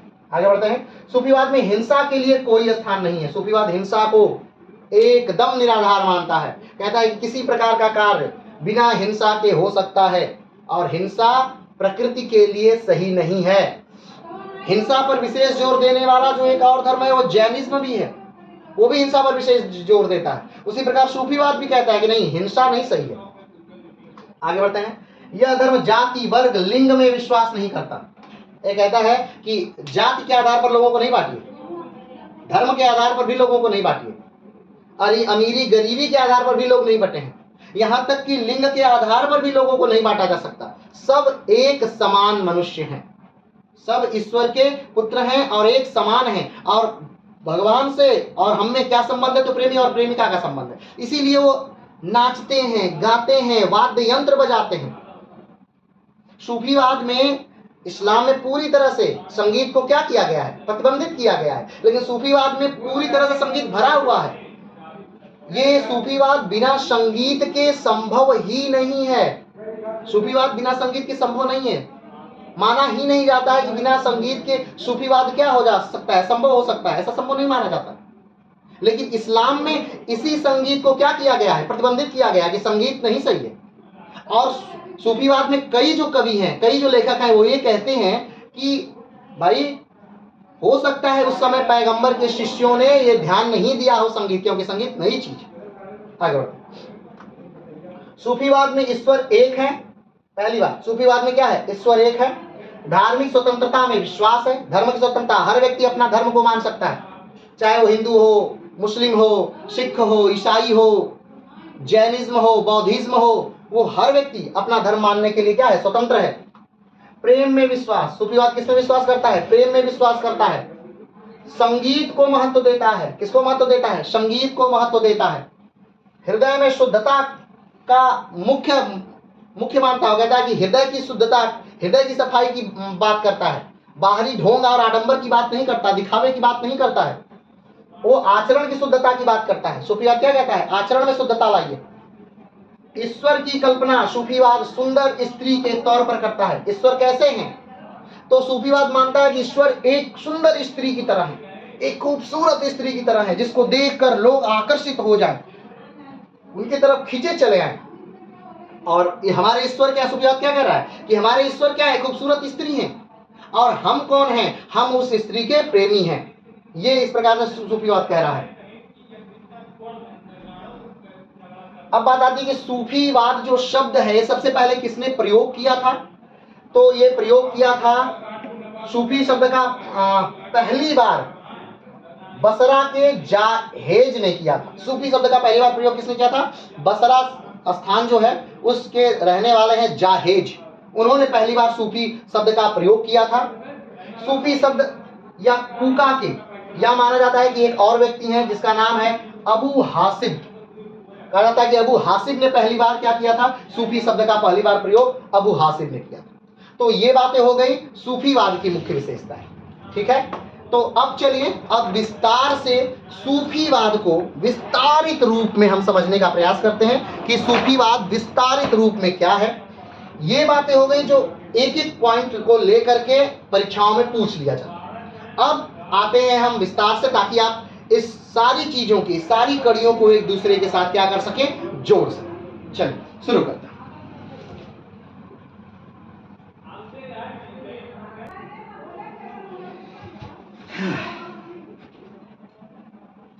तो चलिए सूफीवाद को हम पूरे विस्तारित तौर पर आज देखते हैं कि क्या है सूफीवाद। आज ये जो वीडियो है ये भक्ति काल का तीसरा वीडियो, और हमने बताया कि कहीं न कहीं भक्ति काल से ही सूफी जो है वो जुड़ा हुआ है। भक्ति काल को दो भागों में बांटा गया, एक दक्षिण भारत में भक्ति काल, दूसरा उत्तर भक्ति में भारत काल, उत्तर में भक्ति काल। उत्तर में भक्ति काल को दो भागों में बांट दिया गया, निर्गुण रूप और दूसरा सगुण रूप।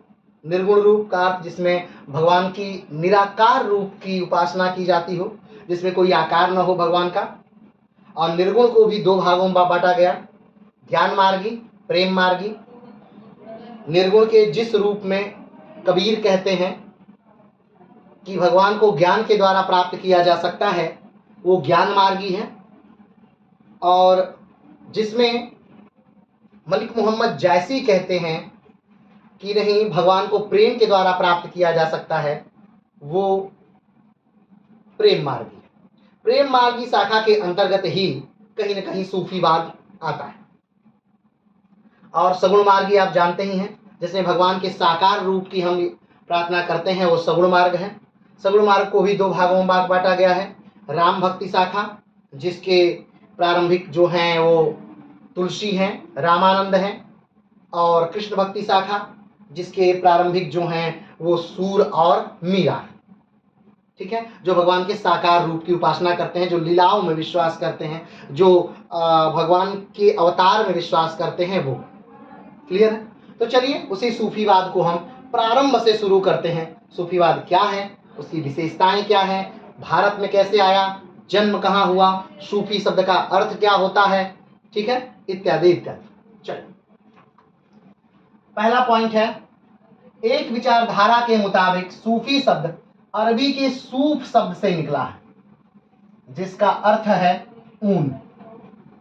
एक विचारधारा है जिसमें कहा गया है कि जो सूफी शब्द है वो अरबी भाषा से निकला है।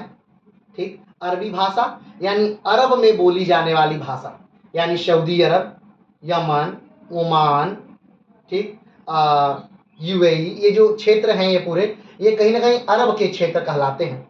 तो इसी अरब प्रायद्वीप में पहली बार सूफ शब्द निकला था, और सूफ का अर्थ होता है, वो अरबी भाषा का शब्द है सूफ, जिसका अर्थ होता है ऊन। लेकिन ऐसा नहीं है कि एक ही मान्यताएं हैं, सूफी शब्द को लेकर अलग अलग मान्यताएं। कुछ लोग कहते हैं कि सूफ से निकला है जिसका अर्थ होता है ऊन, लेकिन कुछ लोगों का मानना है कि ऐसा नहीं। सूफ का अर्थ होता है क्या, सूफ अरबी शब्द है, लेकिन सूफ का मानना है पवित्र विचार। सूफ का क्या मानना है, पवित्र विचार। कुछ लोगों का यह भी मानना है। ठीक है, फिर से समझिएगा, कुछ लोगों का मानना है कि जो अरब क्षेत्र है, अरब वाले देश हैं, ध्यान से आप इसे देखिएगा। ठीक है, ये वर्ल्ड मैप है, हमने आपको बताया कि ये वाला जो क्षेत्र है ये अरब क्षेत्र कहलाता है। ठीक है, ये अरब क्षेत्र कहलाता है, और इसी अरब क्षेत्र में पहली बार अरबी भाषा का एक शब्द आया जिसका नाम है सूफ।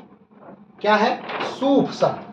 सूफ शब्द आया पहली बार अरबी भाषा से, और उस सूफ का अर्थ कुछ मानते हैं कि ऊन है, और कुछ मानते हैं कि उस सूफ का अर्थ क्या है, पवित्र विचार। क्लियर है, आगे बढ़ते हैं। इसके पीछे मान्यता यह है कि पैगंबर मोहम्मद तथा अन्य संत सात्विकता की प्रतीक ऊन धारण करते थे, जिसके कारण इस्लाम के आरंभिक 2 सदियों में ऐसे संतों को सूफी कहा गया। क्या अब ऊन से क्या लेना देना है? कहा जाता है कि जो भी लोग थे वो ऊनी वस्त्र धारण करते थे, वो ऊन के ही कपड़े पहनते थे, और वो अधिकतर सफेद ऊन हुआ करता था। तो जो पैगंबर थे या पैगंबर के शिष्य थे वो उसी ऊन के और सफेद कपड़े पहनते थे, इसीलिए वहीं से ये शब्द क्या हुआ, निकला, और वहीं से पैगंबर और उनके विचारों से ही कहीं ना कहीं सूफीवाद का जन्म हुआ है। क्लियर है, तो एक तरह से सूफीवाद क्या है, तो पैगंबर के विचारों का प्रचार ही क्या है, सूफीवाद। चलिए आगे बढ़ते हैं। व्याकरण की दृष्टि से सूफ शब्द सूफी की उत्पत्ति उचित मानी गई है। व्याकरण की दृष्टि से जो सूफ शब्द है, इसी से इसकी उत्पत्ति क्या की गई है, मानी गई है, और कुछ इस प्रकार परिभाषित करने की कोशिश की गई। यानी सूफी क्या है, तो कुछ लोग कहते हैं कि नहीं, ये सूफ से ही निकला है, सूफी सूफ से ही निकला है। और सूफ किस भाषा का शब्द है, तो अरबी भाषा का शब्द है। अरब प्रायद्वीप में भाषा बोली जाती है, इसलिए इसे अरबी भाषा कहते हैं। फारस का प्रायद्वीप, फारस में जो भाषा बोली जाती है उसे फारसी भाषा कहते हैं। ठीक है, आगे बढ़ते हैं। तो सूफी वह साधक है जो अपनी वस्त्र धारण करता है। सूफी वह साधक है जो ऊनी वस्त्र धारण करता है और प्रियतम के रूप में परमात्मा की उपासना ही जीवन का लक्ष्य मानता है। ठीक, तो ये एक तरह से सूफी की क्या होगी, परिभाषा होगी कि सूफी कौन है।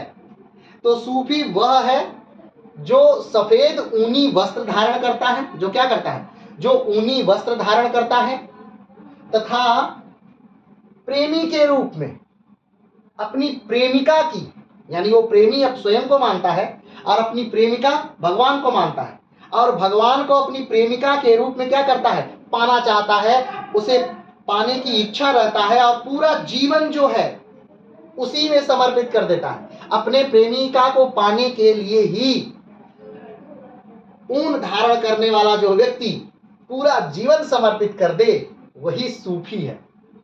ये कितनी गूढ़ बात है कि एक कोई भी व्यक्ति, इसमें किसी जात का, किसी पात का, किसी धर्म का कोई उल्लेख नहीं है। बड़े साधारण शब्दों में कहा गया है कि ऊन का वस्त्र धारण किया हुआ कोई आदमी जो अपनी प्रेमिका यानी भगवान रूपी प्रेमिका को पाने के लिए अपना पूरा जीवन ही सर्वस्व त्याग कर दे, उसी को पाने में वही क्या है, सूफी है। बहुत अच्छा, आगे बढ़ते हैं। कुछ विद्वान यह मानते हैं कि चूंकि इस्लाम के उदय से पहले ही दुनिया भर में कई धर्मों का उदय हो चुका था और सूफी मत का भी। सूफी मत का उदय कब हुआ? 9वीं से 10वीं शताब्दी में हुआ।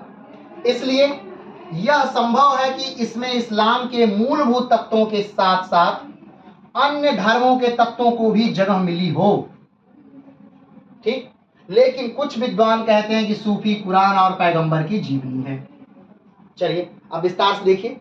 अभी आपने देखा कि सूफी क्या है, तो हमने कहा कि भाई जो सूफी शब्द है वो अरबी भाषा से निकला है जिसका अर्थ होता है ऊन। कुछ लोग मानते हैं नहीं, सूफी जो शब्द है वो अरबी भाषा से तो निकला है लेकिन उसका अर्थ है पवित्र विचार। कुछ लोग कहते हैं नहीं, जो सूफी शब्द है ये यूनानी भाषा के सूफिया से निकला है और जिसका अर्थ है घुमंतु। ठीक है, ये घुमंतु वाली बात हमने इसमें नहीं ऐड की है, ऐड कर लीजिएगा। सूफी को आपने देखा, एक व्यक्ति कहता है कि नहीं सूफिया से निकली है, यूनानी भाषा का शब्द है सूफिया और सूफिया का अर्थ क्या है, घुमंतु। एक आदमी कहता है नहीं सूफी शब्द अरबी भाषा से निकली है जिसका अर्थ है क्या, जिसका अर्थ है ऊन। दूसरा कहता है नहीं सूफी शब्द अरबी भाषा से तो निकली है, सूफ शब्द से तो निकली है लेकिन इसका अर्थ है पवित्र विचार। लेकिन सबसे जो फेमस बात है यानी सबसे जो मान्य बात है वो क्या है कि सूफी शब्द का अर्थ होता है ऊन। क्या होता है, ऊन। सूफी क्या है, तो सूफी वह साधक हैं जो ऊनी वस्त्र धारण करते हैं। सूफी कौन है, वह साधक हैं जो ऊनी वस्त्र धारण करते हैं तथा अपने भगवान को प्रेमिका के रूप में आजीवन एक प्रेमी की तरह पाना चाहते हैं और वही उनके जीवन का मात्र एक लक्ष्य होता है। तो सूफीवाद में अनेक विद्वानों ने और मत दिया है। कुछ लोगों ने कहा कि देखिए जब इस्लाम का उदय हुआ था उस समय तक कई धर्मों का उदय हो चुका था। ठीक, ईसाई धर्म आ चुका था, बौद्धिज्म आ चुका था, जैनिज्म आ चुका था, ब्राह्मण धर्म चल रहा था, तो बहुत सारे धर्म उसमें आ चुके थे। अगर देखा जाए ध्यान से तो सबसे जो नया धर्म है वो कौन है, इस्लाम है। सबसे नया धर्म इस्लाम है।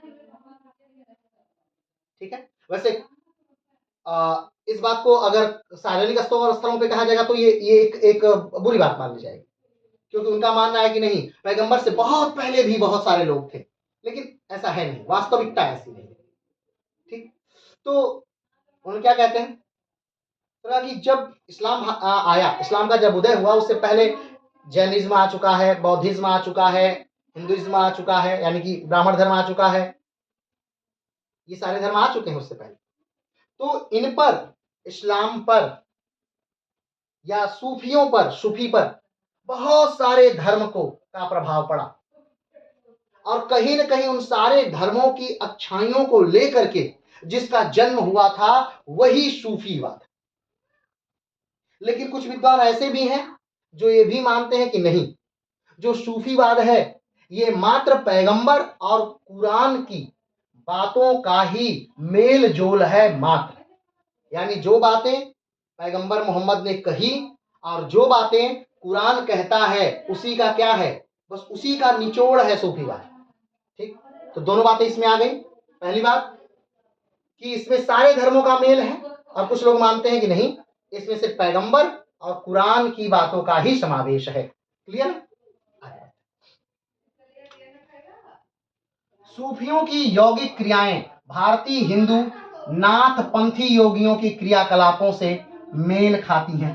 अब ध्यान दीजिएगा, कुछ शब्द ऐसे हैं जिस पर हमने अंडरलाइन किया है। ठीक, तो पहले आप इनका अर्थ ढूंढिएगा और अगर नहीं एकदम नहीं मिलेगा तो कमेंट बॉक्स में पूछ लीजिएगा। क्यों, उसे अगले वीडियो में हम बता देंगे, अगर पूछेंगे तभी बताएंगे।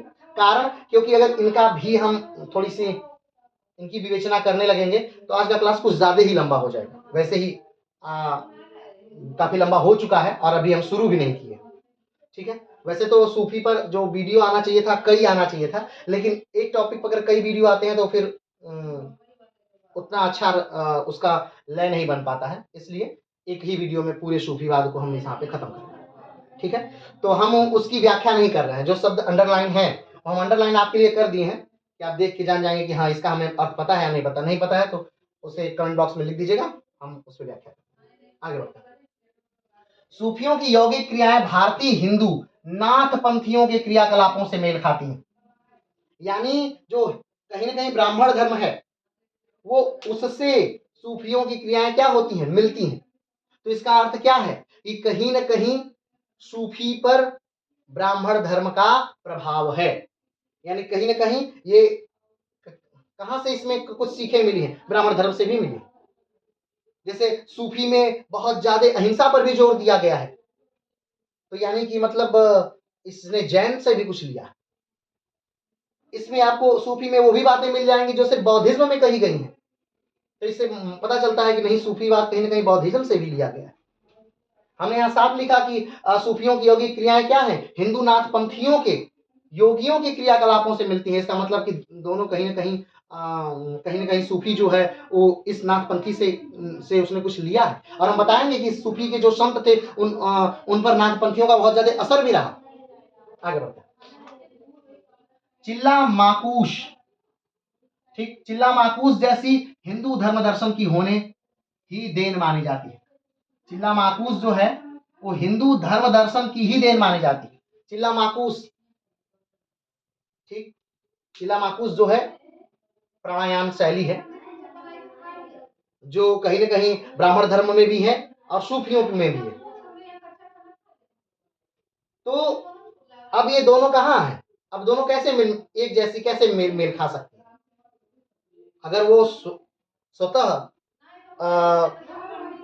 उनका अपना होता, यानी सूफीवाद का अपना होता, तो वो प्राणायाम जैसी कैसी होती? ठीक, आगे बढ़ते हैं। सूफी मत के विकास के संदर्भ में ताराचंद की यह टिप्पणी उचित लगती है।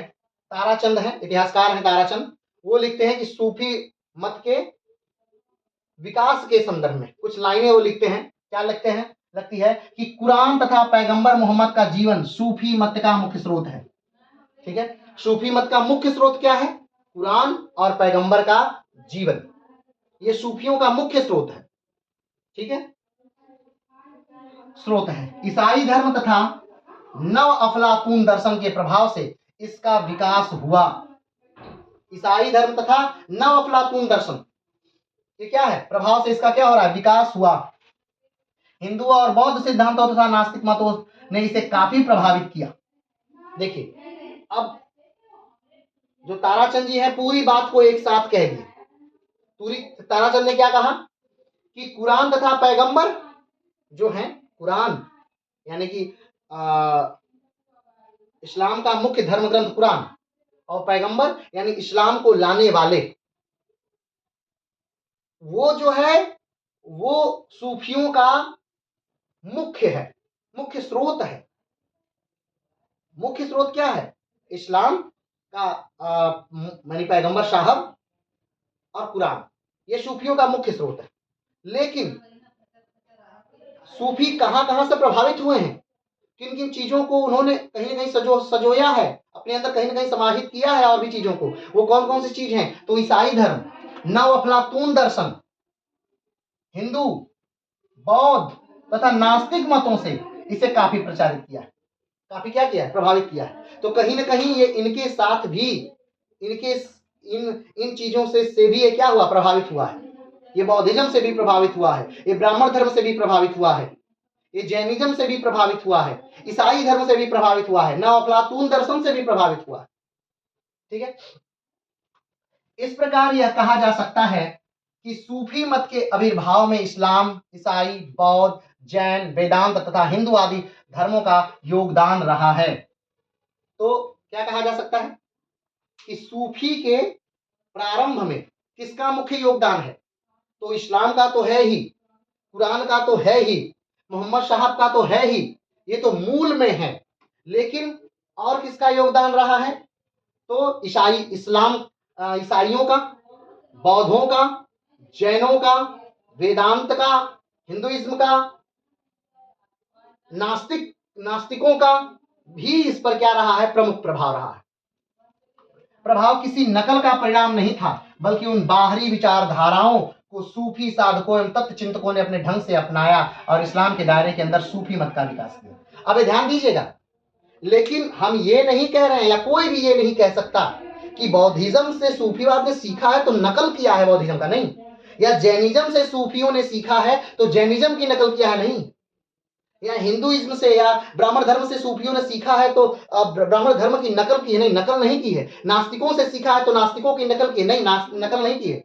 किसी भी धर्म की सूफियों ने नकल नहीं की है, बल्कि समय के साथ, परिस्थितियों के साथ वो चीजें सूफियों में जुड़ती चली गई हैं, जिससे सूफी और ज्यादा परिष्कृत हो चुका है और ज्यादा सूफी में निखार आ गया है, चार चांद लग गए हैं सूफियत में। ठीक, यानी हमने पहले ही बताया कि सूफी का मूल उद्देश्य क्या है? धर्म की स्वतंत्रता। तो अब जब धर्म की स्वतंत्रता की वो बात करता है तो सूफी कभी भी ये नहीं कहते हैं नहीं कि आप इस्लाम धर्म ग्रहण करिए, नहीं, आप इस्लाम का धर्म क्यों ग्रहण करेंगे? आपका जो धर्म मन करे वो धर्म ग्रहण करिए, ठीक, बस आप अपने ईश्वर से प्रेम करिए। और अपने ईश्वर से प्रेम करने के लिए सबसे आसान तरीका क्या है? दूसरों की सहायता। अगर आप दूसरों की सहायता कर रहे हैं तो आप अपने मूल तत्व को प्राप्त कर लेंगे। और मूल तत्व क्या है सूफियत की? मूल तत्व है सूफियत का फना होना। फना होने का अर्थ यानी मिल जाना, समाहित हो जाना। किसमें? यानी भगवान में। इसका उदाहरण मिलता है, इसका उदाहरण हिंदुइज्म में है कि भगवान में समाहित हो जाते हैं। क्या? क्योंकि मुक्ति का मार्ग तो हम भी तो मुक्ति की बात ही करते हैं। तो सूफियत कहां अलग है हिंदुइज्म से? हिंदुइज्म का मूल क्या है? मुक्ति प्राप्त कर लेना। यानी जो ये योनियां हैं, कई हजार योनियां, कई लाख योनियां, इस योनियों में भ्रमण न करना, बल्कि भगवान की उपासना करना, भगवान की सेवा करना और इतना बेहतरीन हो जाना कि मृत्यु के बाद भगवान अपने धाम में, अपने चरण में आपको समाहित कर लें। क्लियर बात? तो वही बात कौन कह रहा है? सूफियत। वही बात सूफी कह रहे हैं, लेकिन वो उनके लिए शब्द, बस शब्द अलग है, फना होना। चलिए आगे बढ़ते हैं। जब मंगोल नेता हलाकू द्वारा, अब बात आती है इंपॉर्टेंट बात की, आखिर पारस क्षेत्र में, अरब क्षेत्र में ये सूफी सिलसिला जब चल रहा था तो इन्हें क्या जरूरत हुई कि ये दूसरे देशों की तरफ गए? क्या आवश्यकता थी कि ये दूसरी देशों की तरफ आए अपने ज्ञान के साथ, अपने दर्शन? क्योंकि इनका उद्देश्य तो ये था ही नहीं कि धर्म परिवर्तन, अपने धर्म का प्रचार, ये तो सूफियत में कहीं है ही नहीं। धर्म का प्रचार तो है ही नहीं, लोगों को जबरदस्ती धर्म ग्रहण कराना तो सूफियत में है ही नहीं। तो फिर ये क्यों आए?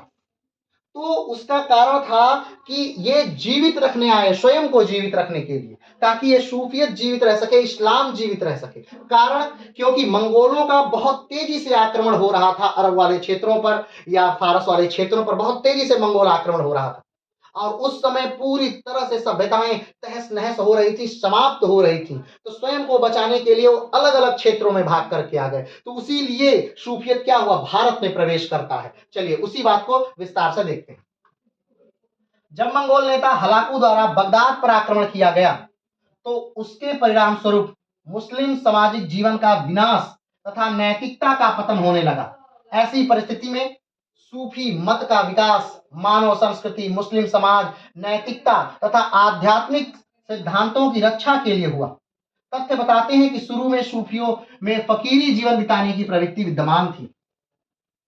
ठीक, अब देखिए, एक तरह से सूफियत की उत्पत्ति क्यों हुई? तो सूफियत की उत्पत्ति हुई इस्लाम को एक तरह से बचाने के लिए, प्रोटेक्ट करने के लिए। क्यों?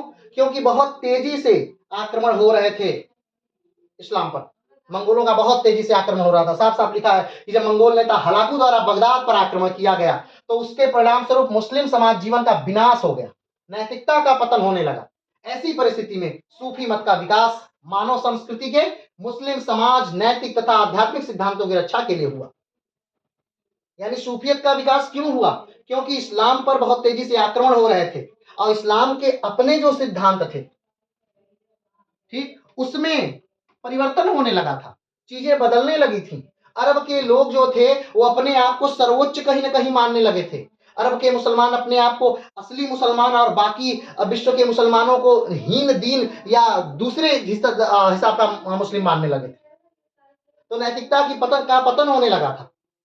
तो इस्लाम में इन बुराइयों को दूर करने के लिए, इस्लाम की बुराइयों को दूर करने के लिए सूफियत का उदय हुआ था।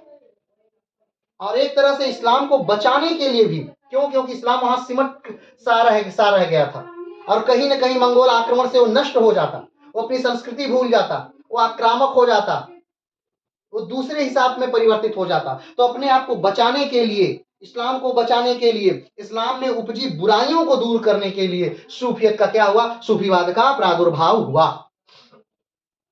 आगे बढ़ते हैं। इब्न अल अरबी प्रथम व्यक्ति था जिसने सूफी जगत में महत्वपूर्ण वहद उल वजूद का सिद्धांत प्रतिपादित किया। ठीक, इस सिद्धांत को जरूर से आप थोड़ा देखिएगा। वहद उल वजूद बस इतना है कि भगवान में समर्पित हो जाए, कहने का मतलब इतना। इब्न इब्न अल अरबी कौन? इब्न अल अरबी प्रथम व्यक्ति था जिसने क्या किया? जिसने सूफी जगत में महत्वपूर्ण वहद उल वजूद का सिद्धांत क्या किया? प्रतिपादित किया, जिसका तात्पर्य क्या है? ईश्वर सर्वव्यापी है और सब में उसी की झलक है। वहद उल वजूद का सिद्धांत सर्वप्रथम किसने दिया? तो इब्न अल अरबी ने दिया। किसने दिया? इब्न अल अरबी। इब्न अल अरबी ने पहली बार क्या दिया? वहद उल वजूद का सिद्धांत दिया। वहद उल वजूद का सिद्धांत क्या है? तो वहद उल वजूद का सिद्धांत बस इतना है कि ईश्वर जो है, ठीक है, वो हर जगह है। ईश्वर क्या है? हर जगह है और सब में उसी की क्या है? झलक है। हमारे चेहरे से ईश्वर की झलक, एक जानवर के चेहरे से ईश्वर की झलक, कण कण से एक ईश्वर की झलक। यानी ध्यान दीजिएगा, ब्राह्मण धर्म में क्या कहा गया है? घट घट राम, ठीक है, कण कण राम, यानी कि हर जगह राम व्याप्त हैं। उसी प्रकार देखिए सूफियत भी वही बात कह रहा है। विचारधाराएं अगर ध्यान से हम बैठकर देखें तो पूरा सूफीवाद का और पूरा ब्राह्मण धर्म का, पूरी विचारधाराएं सारी की सारी बातें सेम हैं, एक जैसी हैं, लेकिन भिन्नता कहां आ जाती है, युद्ध कहां होने लगते हैं, ये नहीं पता। तो देखिए हर बात कहीं ना कहीं मिल रही है। सूफी कह रहा है कि जीवन का उद्देश्य क्या है? मोक्ष प्राप्त करना, फना हो जाना, भगवान में मिल जाना। ब्राह्मणवाद क्या कह रहा है? हाँ, भगवान को प्राप्त करना, मोक्ष की प्राप्ति करना, वही ब्राह्मणवाद है, वही सूफीवाद है। सूफीवाद कह रहा है कि ईश्वर कहां है? तो ईश्वर हर एक चीज में व्याप्त है और सबकी शकल उन्हीं की तरह है। ये कौन कह रहा है? सूफीवाद कह रहा है। किस सिद्धांत के अंतर्गत? वहद उल वजूद के सिद्धांत के अंतर्गत। वहदत उल वजूद के सिद्धांत के अंतर्गत सूफीवाद कहता है कि हर एक कण में, सजीव हो निर्जीव हो, किसी भी कण में किसका वास है? भगवान का वास है। और सबकी शक्ल जो है वो किसके जैसी है? वो भगवान के जैसी है। और सेम हिंदू धर्म में भी वही कहा गया कि कण कण में राम है, घट घट में राम है, सर्वव्यापी राम है। तो दोनों की देखिए थ्योरी क्या है? एक जैसी। चलिए, तो पहली बार इब्न अल अरबी नामक पहले व्यक्ति हैं जिन्होंने वहद उल वजूद का सिद्धांत दिया। और वहद उल वजूद के सिद्धांत के अंतर्गत हर कण में, हर घट में, हर व्यक्ति में, हर जीव में क्या है? ईश्वर का वास है, अल्लाह का वास है। और उन्हीं की सूरत जैसी, उन्हीं की झलक सब में क्या होती है? मिल जाती है। उन्हीं की झलक क्या होती है? ध्यान रखिएगा, मतलब हम आकार की बात नहीं कर रहे हैं, सूरत ये गलत शब्द हो गया। उन्हीं की झलक, यानी पता चल जाता है कि उन्हीं की क्या, उन्हीं का अंश है। तो उन्हीं की झलक क्या होती है? मिल जाती है। आगे बढ़ते हैं। अल गजाली ने सूफी मत को मुस्लिम जगत में सम्मान प्राप्त कराया। किसने? ध्यान दीजिएगा, पहले व्यक्ति थे जिन्होंने वहदत उल वजूद का सिद्धांत दिया। किसने? इब्न अल अरबी ने। और पहले वो व्यक्ति थे कौन? अल गजाली। पहले व्यक्ति अल गजाली थे जिन्होंने मुस्लिम जगत में सूफी को सम्मान दिलाया। अब सम्मान दिलाने का अर्थ मतलब, क्योंकि सूफी में जो था वो संगीत था। सूफी में भगवान को प्राप्त करने का, ईश्वर को, अल्लाह को प्राप्त करने का जो माध्यम है वो क्या है? संगीत है। तो संगीत इस्लाम में क्या है? पूरी तरह से बैन है। तो लोग कहते हैं भाई संगीत के द्वारा तो कैसे प्राप्त कर सकते हैं? तो ये क्या कहते हैं, अल गजाली क्या कहते हैं, संगीत और नृत्य पर अधिक बल दिया। वह कहते हैं कि ये साधन नए हैं जिसके बारे में पैगंबर मोहम्मद के प्रारंभिक अनुयायी कल्पना नहीं कर सके होंगे। वो कहते हैं, कौन कहता है? अल गजाली कहते हैं। अल गजाली इस्लाम धर्म में, इस्लाम में सूफियों को विशेष सम्मान दिलवाते हैं। सूफियों को इस्लाम में सम्मान दिलाने का जो मुख्य कार्य है वो किसने किया है? अल गजाली ने किया है। और अल गजाली ही ये बात कहते हैं कि भगवान को प्राप्त करने का जो मुख्य स्रोत है, जिस माध्यम से, जिस मार्ग से हम भगवान को प्राप्त कर सकते हैं, वो क्या है? वो है संगीत। और इस संगीत का ज्ञान जो रहा होगा वो प्रारंभिक अनुयायियों, मोहम्मद साहब के प्रारंभिक अनुयायियों के पास इस संगीत का ज्ञान नहीं रहा होगा, क्योंकि ये तो नई चीज है। तो उनके पास इसका ज्ञान कैसे जा सकता है? ठीक, आगे बढ़ते हैं। सूफी मत वहां ज्यादा विकसित हुआ जहां धर्म की कट्टरता क्रम प्रभावी थी। बात आती है कि सूफीवाद ज्यादातर प्रभावी कहां हुआ, अपनी ज्यादा छाप कहां छोड़ सका सूफीवाद? तो वहां जहां कट्टरता कम थी। और कट्टरता कम कहां थी? तो हिंदुस्तान में थी। इसलिए हिंदुस्तान में सूफीवाद क्या हुआ? बहुत विकास किया। सूफी काल ने काफी विकास किया, सूफी कवियों ने काफी विकास किया।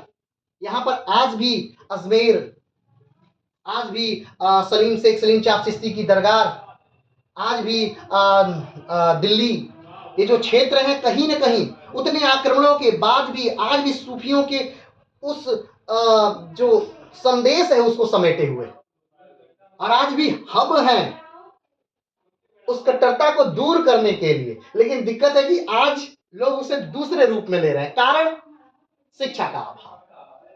अगर वो शिक्षित होते तो वो जानते कि ये जो है ये सूफी हैं। अब सूफी जो है वो पूरी तरह से क्या है? ब्राह्मणवाद है। वो वही बातें कहता है जो हमारे धर्म ग्रंथ पहले कह चुके हैं। ठीक, लेकिन क्या कहेंगे? वही शिक्षा का अभाव। आगे बढ़ते हैं। ध्यान देने योग्य बात यह है कि सूफीवाद का अधिक प्रसार किसी और स्थान की बजाय वहां पर अधिक हुआ जहां वेदांत, योग और भक्ति के साथ संपूर्ण वातावरण ईश्वर के प्रति गहरी भक्ति से ओतप्रोत था। सूफी का ज्यादा प्रसार कहां हुआ, या ज्यादा गहरी जड़े सूफी कहां जमा पाया? जहां पर ज्यादा भक्ति थी, जहां कट्टरता नहीं थी। ठीक है, जहां क्या था? वेदांत का प्रभाव था।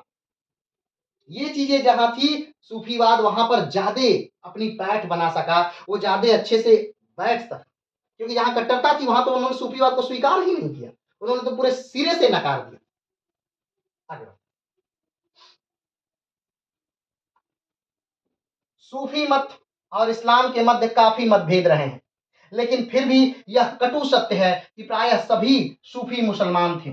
अब देखिए, एक सबसे इंपॉर्टेंट बात जो कह रहा है ये कि सूफी मत और इस्लाम के मत काफी मतभेद थे। यानी सूफियत जो है, यानी सूफीवाद के जो संदेश हैं, सूफीवाद की जो विशेषताएं हैं, उसमें और इस्लाम में बहुत सारे मतभेद हैं। लेकिन ये पूरी तरह से सत्य है कि जितने सूफी हुए सबके सब क्या हुए? मुसलमान हुए। ठीक, आगे बढ़ते हैं। और अपने सिद्धांतों की व्याख्या के समय दायरे में रहते थे। ध्यान रखिएगा, जब भी एक सूफी संत अपने सिद्धांतों की व्याख्या करता है तो वो इस्लामिक दायरे को कभी नहीं छोड़ रहा है, वो हमेशा इस्लामिक दायरे में रहकर ही उस सूफीवाद की व्याख्या कर रहा है। वो हमेशा मोहम्मद साहब की सीख और कुरान को मध्य में रखकर ही सूफीवाद की व्याख्या कर रहा है। वो उससे उस दायरे से बाहर नहीं जा रहा है, इस्लाम के दायरे से बाहर नहीं जा रहा है, वो कुरान के दायरे से बाहर नहीं जा रहा है, वो मोहम्मद साहब के कथनों के दायरों से बाहर नहीं जा रहा है, उसके अंदर रह के ही बेहतरीन व्याख्या करता है। लेकिन फिर भी इस्लाम और सूफीवाद में काफी ज्यादा क्या है? मतभेद है। और लेकिन यह भी सत्य है कि जितने भी सूफी संत हुए वो सबके सब इस्लामिक थे। चलिए आगे बढ़ते हैं। सूफी संतों ने आत्मा को ईश्वर के अंश के रूप में स्वीकार किया। सूफी संत क्या कहते हैं कि जो आत्मा है वो ईश्वर का क्या है? अंश है। अब देखिए, ब्राह्मण धर्म में भी क्या कहा जाता है कि जो आत्मा है वो ईश्वर का अंश है, और मृत्यु के बाद आत्मा जो है वो परमात्मा में विलीन हो जाती है। ठीक। और सूफी भी वही कह रहे हैं कि जो आत्मा है वो ईश्वर के क्या है, अंश के रूप में स्वीकार करते हैं। वो कहते हैं कि ईश्वर जो है, अल्लाह जो है, उनका अंश है आत्मा, और वो आत्मा हर जीव में क्या है, बसी है। ठीक। तो दोनों बातें क्या है, सेम है। आगे बढ़ते हैं। ईश्वर के साथ एकत्व को प्राप्त करना सूफियों का परम लक्ष्य है। इस एकत्व की अवस्था फना की अवस्था है। अब सूफी का मूल उद्देश्य क्या है, जीवन, एक सूफी संत है, उसके जीवन का मूल उद्देश्य क्या है, वो हमने पहले बता दिया है। लेकिन अगर एक शब्द में कहें कि एक सूफी संत के जीवन का मूल उद्देश्य क्या है, तो एक सूफी संत के जीवन का मूल उद्देश्य है फना होना। क्या होना, फना होना। फना होना यानी विलीन हो जाना। किसमें, ईश्वर में।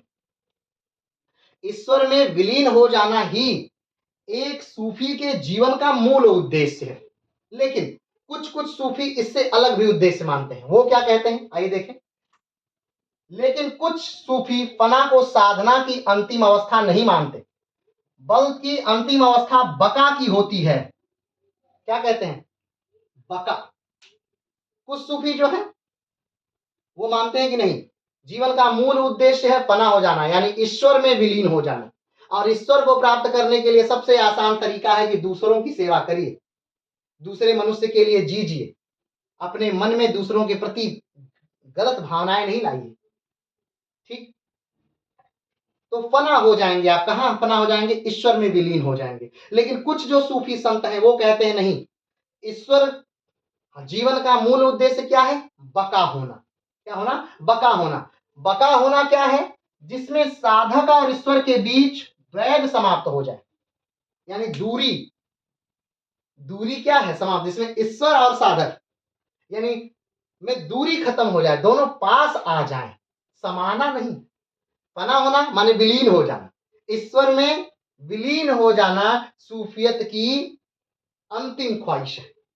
कुछ सूफी संत मानते हैं, लेकिन कुछ सूफी संत क्या मानते हैं, नहीं, विलीन होना नहीं, यानी फना होना नहीं है, बल्कि बका होना है। और बका होना क्या है कि दूरी को खत्म कर देना है, ईश्वर के बीच की और भक्त और भगवान के बीच की जो दूरी है बस उसे खत्म करना है, भगवान में विलीन नहीं होना है। क्योंकि भगवान भगवान है, हम हैं, कैसे हम भगवान में विलीन हो सकते हैं, ये मानते हैं। लेकिन दूसरा मानता ही नहीं, भगवान में विलीन हो जाना, फना हो जाना ही मूल उद्देश्य है सूफी का। दूसरा कहता है नहीं, बका हो जाना मूल उद्देश्य है। बका होने में भगवान में विलीन नहीं होता, लेकिन दूरियां सारी खत्म कर देता है। चलिए आगे बढ़ते हैं। 12वीं शताब्दी में भारत में सूफी मत के प्रवेश के पूर्व ही इसका स्वरूप निर्धारित हो चुका था। ध्यान दीजिएगा, भारत में सूफी मत कब आया था, लगभग 10वीं शताब्दी में आ गया था। लेकिन 12वीं शताब्दी में जो था वो भारत में पूरी तरह से क्या हो चुका था, विस्तारित हो चुका था, सूफी मत चुका था। मुस्लिम देशों में सूफी आंदोलन एक संगठित रूप ले चुका था। मार्ग सूफी धर्म संघ कायम हो चुके थे। जो मुस्लिम देश है उसमें क्या हो चुका था, उनका एक पूरा स्वरूप स्थापित हो चुका था, उनके संघ स्थापित हो चुके थे, वो एक अपनी बेहतरीन पैठ बना चुका था भारत में आने से पहले ही। ध्यान दीजिएगा, ये नहीं है कि भारत में आने के बाद सूफीवाद शुरू हुआ। सूफियत का प्रारंभ पहले ही हो चुका है, 10वीं शताब्दी में ही हो चुका है। 10वीं शताब्दी में तो भारत आ चुका है, 7वीं शताब्दी में ही उसका प्रारंभ हो चुका है। 10वीं शताब्दी में भारत आ गया, 12वीं शताब्दी में भारत में हर जगह बहुत तेजी से फैल गया। और जो भारत में सबसे तेजी से फैला वो कौन सा था, तो वो चिश्ती संप्रदाय था। चलिए आगे बढ़ते हैं। भारत में आकर बसने वाले आरंभिक सूफियों में अल हुजुविरी प्रमुख थे। 13वीं शताब्दी में इस्लामिक दुनिया पर मंगोलों के आधिपत्य के बाद सूफियों को वहां से भागना पड़ा। हमने बताया कि सूफियों को क्या करना पड़ा, भागना पड़ा। जब बार बार मंगोलों का आक्रमण होने लगा उनके मूल स्थानों पर, तब वहां से सूफी क्या हुए, भागे। अपने धर्म को बचाने के लिए, अपने अस्तित्व की लड़ाई लड़ने के लिए वो वहां से अलग अलग क्षेत्रों में चले गए। तो कहीं भारत के दक्कन में पूर्व की तरफ, पश्चिम की तरफ, दक्षिण की तरफ धीरे धीरे धीरे धीरे सूफीवाद का क्या होने लगा, जन्म होने लगा। चलिए आगे बढ़ते हैं। 13वीं सदी में सूफी संत भारत में विभिन्न भागों में आकर बसने लगे, जैसे मुल्तान, पंजाब, बंगाल, गुजरात, कश्मीर, दक्षिण भारत आदि स्थानों पर अपना प्रभाव स्थापित किया। हमने बताया कि सूफी भारत में कब आए, तो गजनवी के साथ पहली बार आए, 10वीं शताब्दी। 11वीं शताब्दी के मध्य। लेकिन भारत में इनका विस्तार कब हुआ, फैलाव कब होने शुरू हुआ, तो 12वीं शताब्दी में। 12वीं शताब्दी में जब चिश्ती संप्रदाय भारत में आया और उसके अनेक संत प्रसिद्धि की चरम अवस्था को प्राप्त करने लगे, क्योंकि उनकी विचारधारा जो थी वो कहीं ना कहीं भारतीय मूल के लोगों की विचारधारा के समान ही थी, और यहीं से बहुत सारी चीजों को उन्होंने अपने आप आत्मसात किया। नाथपंथियों का उसमें काफी ज्यादा असर दिखाई देता है, तो इसलिए यहाँ के लोगों ने उसे आत्मसात किया। यहाँ के संतों, उन संतों को यहाँ के लोगों ने अपने हाथों हाथ लिया। जनमानस में वो बहुत तेजी से घुले और मिले, क्योंकि वो राजा से दूर थे, लोगों के पास थे, वैभव में विश्वास नहीं करते थे। आगे बढ़ते, अबुल फजल ने आईने अकबरी में 14 सूफी सिलसिलों का उल्लेख किया है। अबुल फजल, आप जानते हैं कि अबुल फजल जो हैं वो अकबर के नवरत्नों में से एक हैं। अकबर के नवरत्नों का नाम कमेंट बॉक्स में लिखिएगा। तो अकबर के नवरत्नों में से एक हैं अबुल फजल, और अबुल फजल जो हैं वो 14 सिलसिले के बारे में अपनी किताब में लिखते हैं कि 14 सिलसिले प्रमुख थे। वो 14 सिलसिले कौन हैं, तो इसे काफी अच्छे से पेन डाउन करिएगा, इसे एक तरफ लिख लीजिएगा। ये संप्रदाय के नाम हैं और ये संस्थापकों के नाम हैं, लेकिन ध्यान रखिए भारत में संस्थापकों के नहीं है, उसकी स्थापना जिसने की उनका नाम। भारत में संस्थापक इसके अलग रहे, जैसे आईने चिश्ती यानी चिश्ती संप्रदाय, इसके संस्थापक थे ख्वाजा अबू इसहाक सामी चिश्ती। सुहरावर्दी संप्रदाय शेख सिहाबुद्दीन सुहरावर्दी। कदारिया संप्रदाय शेख अब्दुल्ला कादरिया जिलानी। नक्शबंदी संप्रदाय ख्वाजा बहाउद्दीन नक्शबंदी। सत्तारिया संप्रदाय शेख अब्दाल सत्तारी। मदारिया संप्रदाय के कई लोग हमें मिल रहे थे, इसलिए उनका नाम हमने यहाँ पे नहीं लिखा है। ठीक है, आगे बढ़ते हैं। फिरदौसी संप्रदाय शेख बहरुद्दीन समरकंदी। कलंदरिया संप्रदाय लाल शहबाज कलंदर। कुब्रावी सिलसिला शेख मजमुद्दीन बुकरा। रिफाई सिलसिला शेख अहमद अल रिफाई। बिस्माई सिलसिला शेख बैजजीद बिस्माई। खलवती सिलसिला शेख उमर खलवती। बैजवानी सिलसिला बायजीदिया।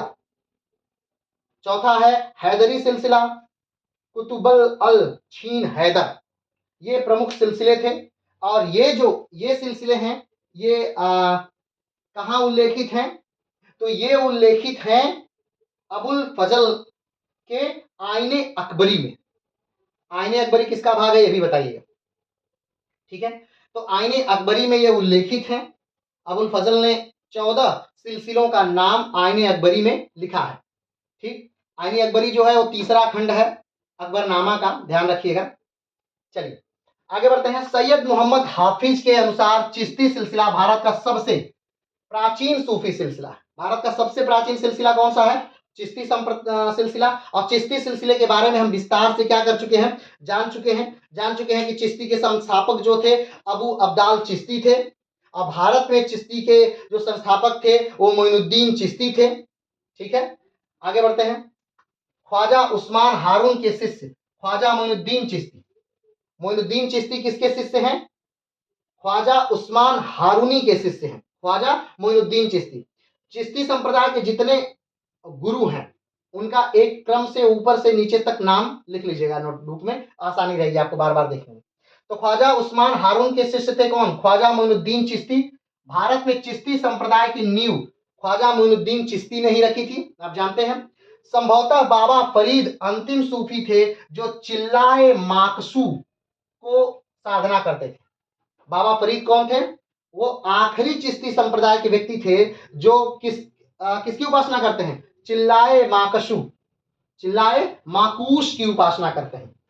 आगे बढ़ते हैं। निजामुद्दीन औलिया बाबा फरीद के शिष्य थे। उन्होंने अपने जीवन में 7 सुल्तानों का शासनकाल देखा था। किसने, निजामुद्दीन औलिया ने। निजामुद्दीन औलिया के बारे में विस्तार से बात अभी हो चुकी है इस क्लास में। आगे बढ़ते हैं। चिश्ती मत के अतिरिक्त अन्य सिलसिले भी, सुहरावर्दी सिलसिला सबसे पुराना है, इसके अग्रणी जानकारी थे। दक्षिण में सूफी मत का विकास कब हुआ, इसकी प्रारंभिक जानकारी उपलब्ध नहीं है, परंतु ऐसी संभावना है कि 13वीं शताब्दी के उत्तरार्ध में सूफी दक्कन में रहने लगे, परंतु एमबीटी के समय में अत्यधिक विकास हुआ। ठीक, दक्षिण भारत में सूफी मत कब पहुंचा, इसका सही से कोई विवरण उपलब्ध नहीं है, लेकिन माना जाता है कि सबसे ज्यादा जो विकास हुआ दक्षिण में सूफीवाद का, वो किसके समय में हुआ, तो मोहम्मद बिन तुगलक के समय में हुआ था। याद करिएगा, जो गयासुद्दीन तुगलक थे, उन्हीं की दुश्मनी चल रही थी किससे के साथ, निजामुद्दीन औलिया के साथ। ठीक, और निजामुद्दीन औलिया कहते हैं कि दिल्ली अभी दुरस्त गयासुद्दीन तुगलक से, गयासुद्दीन तुगलक की मृत्यु हो जाती है या उन्हें मार दिया जाता है, किसके द्वारा, मोहम्मद बिन तुगलक द्वारा। और मोहम्मद बिन तुगलक जो है वो शिष्य हैं किसके, निजामुद्दीन औलिया के। तो कहीं ना कहीं उन्हें संरक्षण मिल गया एक तरह से। और मोहम्मद बिन तुगलक जो है वो बहुत तेजी से जो चिश्ती संप्रदाय है या सूफियत है, इसको दक्षिण में क्या करते हैं, प्रसारित करवाते हैं। ध्यान दीजिएगा, आगे बढ़ते हैं। अकबर के सूफियों के वहदत उल वजूद के सिद्धांत पर ध्यान रखिएगा। सूफियों का एक सिद्धांत है, बहुत बेहतरीन सिद्धांत, जिसको अकबर मानता था, अकबर फॉलो करता था। वहदत उल वजूद के सिद्धांत पर विश्वास रखते थे और इस बात को जो दिया गया सबसे धर्म में सशक्त। अकबर जो सूफियों के एक चीज पर विश्वास करता था, अकबर जिस पर विश्वास करता था, सूफियों का जो मत था वो कौन सा था, वहदत उल वजूद। ठीक, अकबर ने इसी से रिलेटेड एक और चीज चलाई थी, उसे कमेंट बॉक्स में बताइएगा क्या था। आगे बढ़ते हैं। भारत में कादरी शाखा का प्रमुख संतों में शेख मीर मोहम्मद थे, जो मियां मीर के नाम से प्रसिद्ध थे। भारत में कादरी संप्रदाय के एक जो प्रमुख संत थे वो कौन थे, मियां मीर। कौन थे, मियां मीर। और ध्यान दीजिएगा, ये मियां मीर ही वो व्यक्ति हैं। मियां मीर किस संप्रदाय से हैं, कादरी संप्रदाय से। कादरी संप्रदाय के प्रमुख संत कौन है, मियां मीर। और कादरी संप्रदाय के प्रमुख जो मियां मीर हैं, ये मियां मीर ही वो संत हैं जिन्होंने वर्तमान के पंजाब के अमृतसर स्वर्ण मंदिर की पहली नींव की ईंट जो रखे थे, वो किसने रखा था, कादरियों के प्रमुख संत मियां मीर ने पंजाब के स्वर्ण मंदिर में, अमृतसर के स्वर्ण मंदिर की पहली नींव की ईंट जिसने रखी थी वो मियां मीर थे, और मियां मीर कादरी संप्रदाय से थे। ठीक है, तो ध्यान दीजिएगा। और इसके लिए जो जमीन थी, जो स्वर्ण मंदिर के लिए जमीन थे, वो अकबर ने दी थी। सोचिए, जमीन अकबर ने दी, एक मुसलमान शासक ने दी, और नींव भी एक सूफी व्यक्ति रखता है। और आज भी जो है वो कट्टरता कहीं ना कहीं हम एक दूसरे में झेल रहे हैं। चलिए आगे की बात, आगे बढ़ते हैं। मियां मीर के बाद मुल्ला शाह बदखशी खलीफा बने, जिनका शिष्य दारा शिकोह था। ध्यान रखिएगा, फिर से देखिए, भारत में कादरी शाखा के ही प्रमुख संत कौन है, मियां मीर। ठीक, और कादरी शाखा का ही शिष्य कौन है, दारा शिकोह। और औरंगजेब जो इसका भाई है, वो किस शाखा का शिष्य है, तो नक्शबंदी, जो सबसे कट्टरवर्ती शाखा है नक्शबंदी, उसका शिष्य है। अब देखिए, एक ही घर के दो भाई अलग अलग सूफी मतों के सानिध्य में हैं, और दोनों के विचार और दोनों पर होने वाला प्रभाव ये आपके सामने है। औरंगजेब एक तरफ घोर कट्टर है, और दारा शिकोह एक तरफ घोर उदारवादी है। ठीक, यानी कादरी के जो मियां मीर थे, उन्हीं के सिलसिले का जो शिष्य है वो कौन है, दारा शिकोह। और दारा शिकोह किसका शिष्य है, खलीफा, जिनका मुल्ला शाह बदखशी का शिष्य है कौन, दारा शिकोह। और कौन सा सिलसिला है ये, कादरी सिलसिला। कादरी का दारा शिकोह है, शिष्य है, और नक्शबंदी का औरंगजेब है। और दोनों की विचारधाराएं क्या है, पूरी तरह से अलग है। ठीक, खानकाह क्या है, तो खानकाह जो सूफियों का निवास स्थल है उसे खानकाह कहा जाता था। समा क्या कहा जाता था, रात्रि के समय कहा जाता था। एक संगोष्ठी होती थी संतों की, वहां पे नृत्य होता था, गायन होता था, वादन होता था, भगवान से को पा लेने की एक होड़ सी होती थी, उसी को क्षमा कहा जाता था। मुल्फुजात किसे कहते हैं, तो जो सूफी साहित्य लिखे गए उसे मुल्फुजात के तौर पर जानते हैं। तो आज हमने विस्तार से जाना सूफीवाद क्या है, इसका उदय कहाँ हुआ, इसके में कितने सिलसिले हैं, और इस सिलसिलों में भारत में सबसे प्रसिद्ध सिलसिला कौन है, भारत में इसकी नींव कब पड़ी, भारत में कब ये प्रसारित हुआ, भारत में इसे कौन लेकर आया और किस प्रकार से भारत में ये फला और फूला, क्यों अरब से और फारस से ये निकल करके भारत आया, किसके साथ भारत आया, ये सारी बातें विस्तार से हम आज जान चुके हैं। तो आज के लिए इतना ही, फिर मिलते हैं एक नए क्लास में। तब तक के लिए नमस्कार, धन्यवाद, जय हिंद।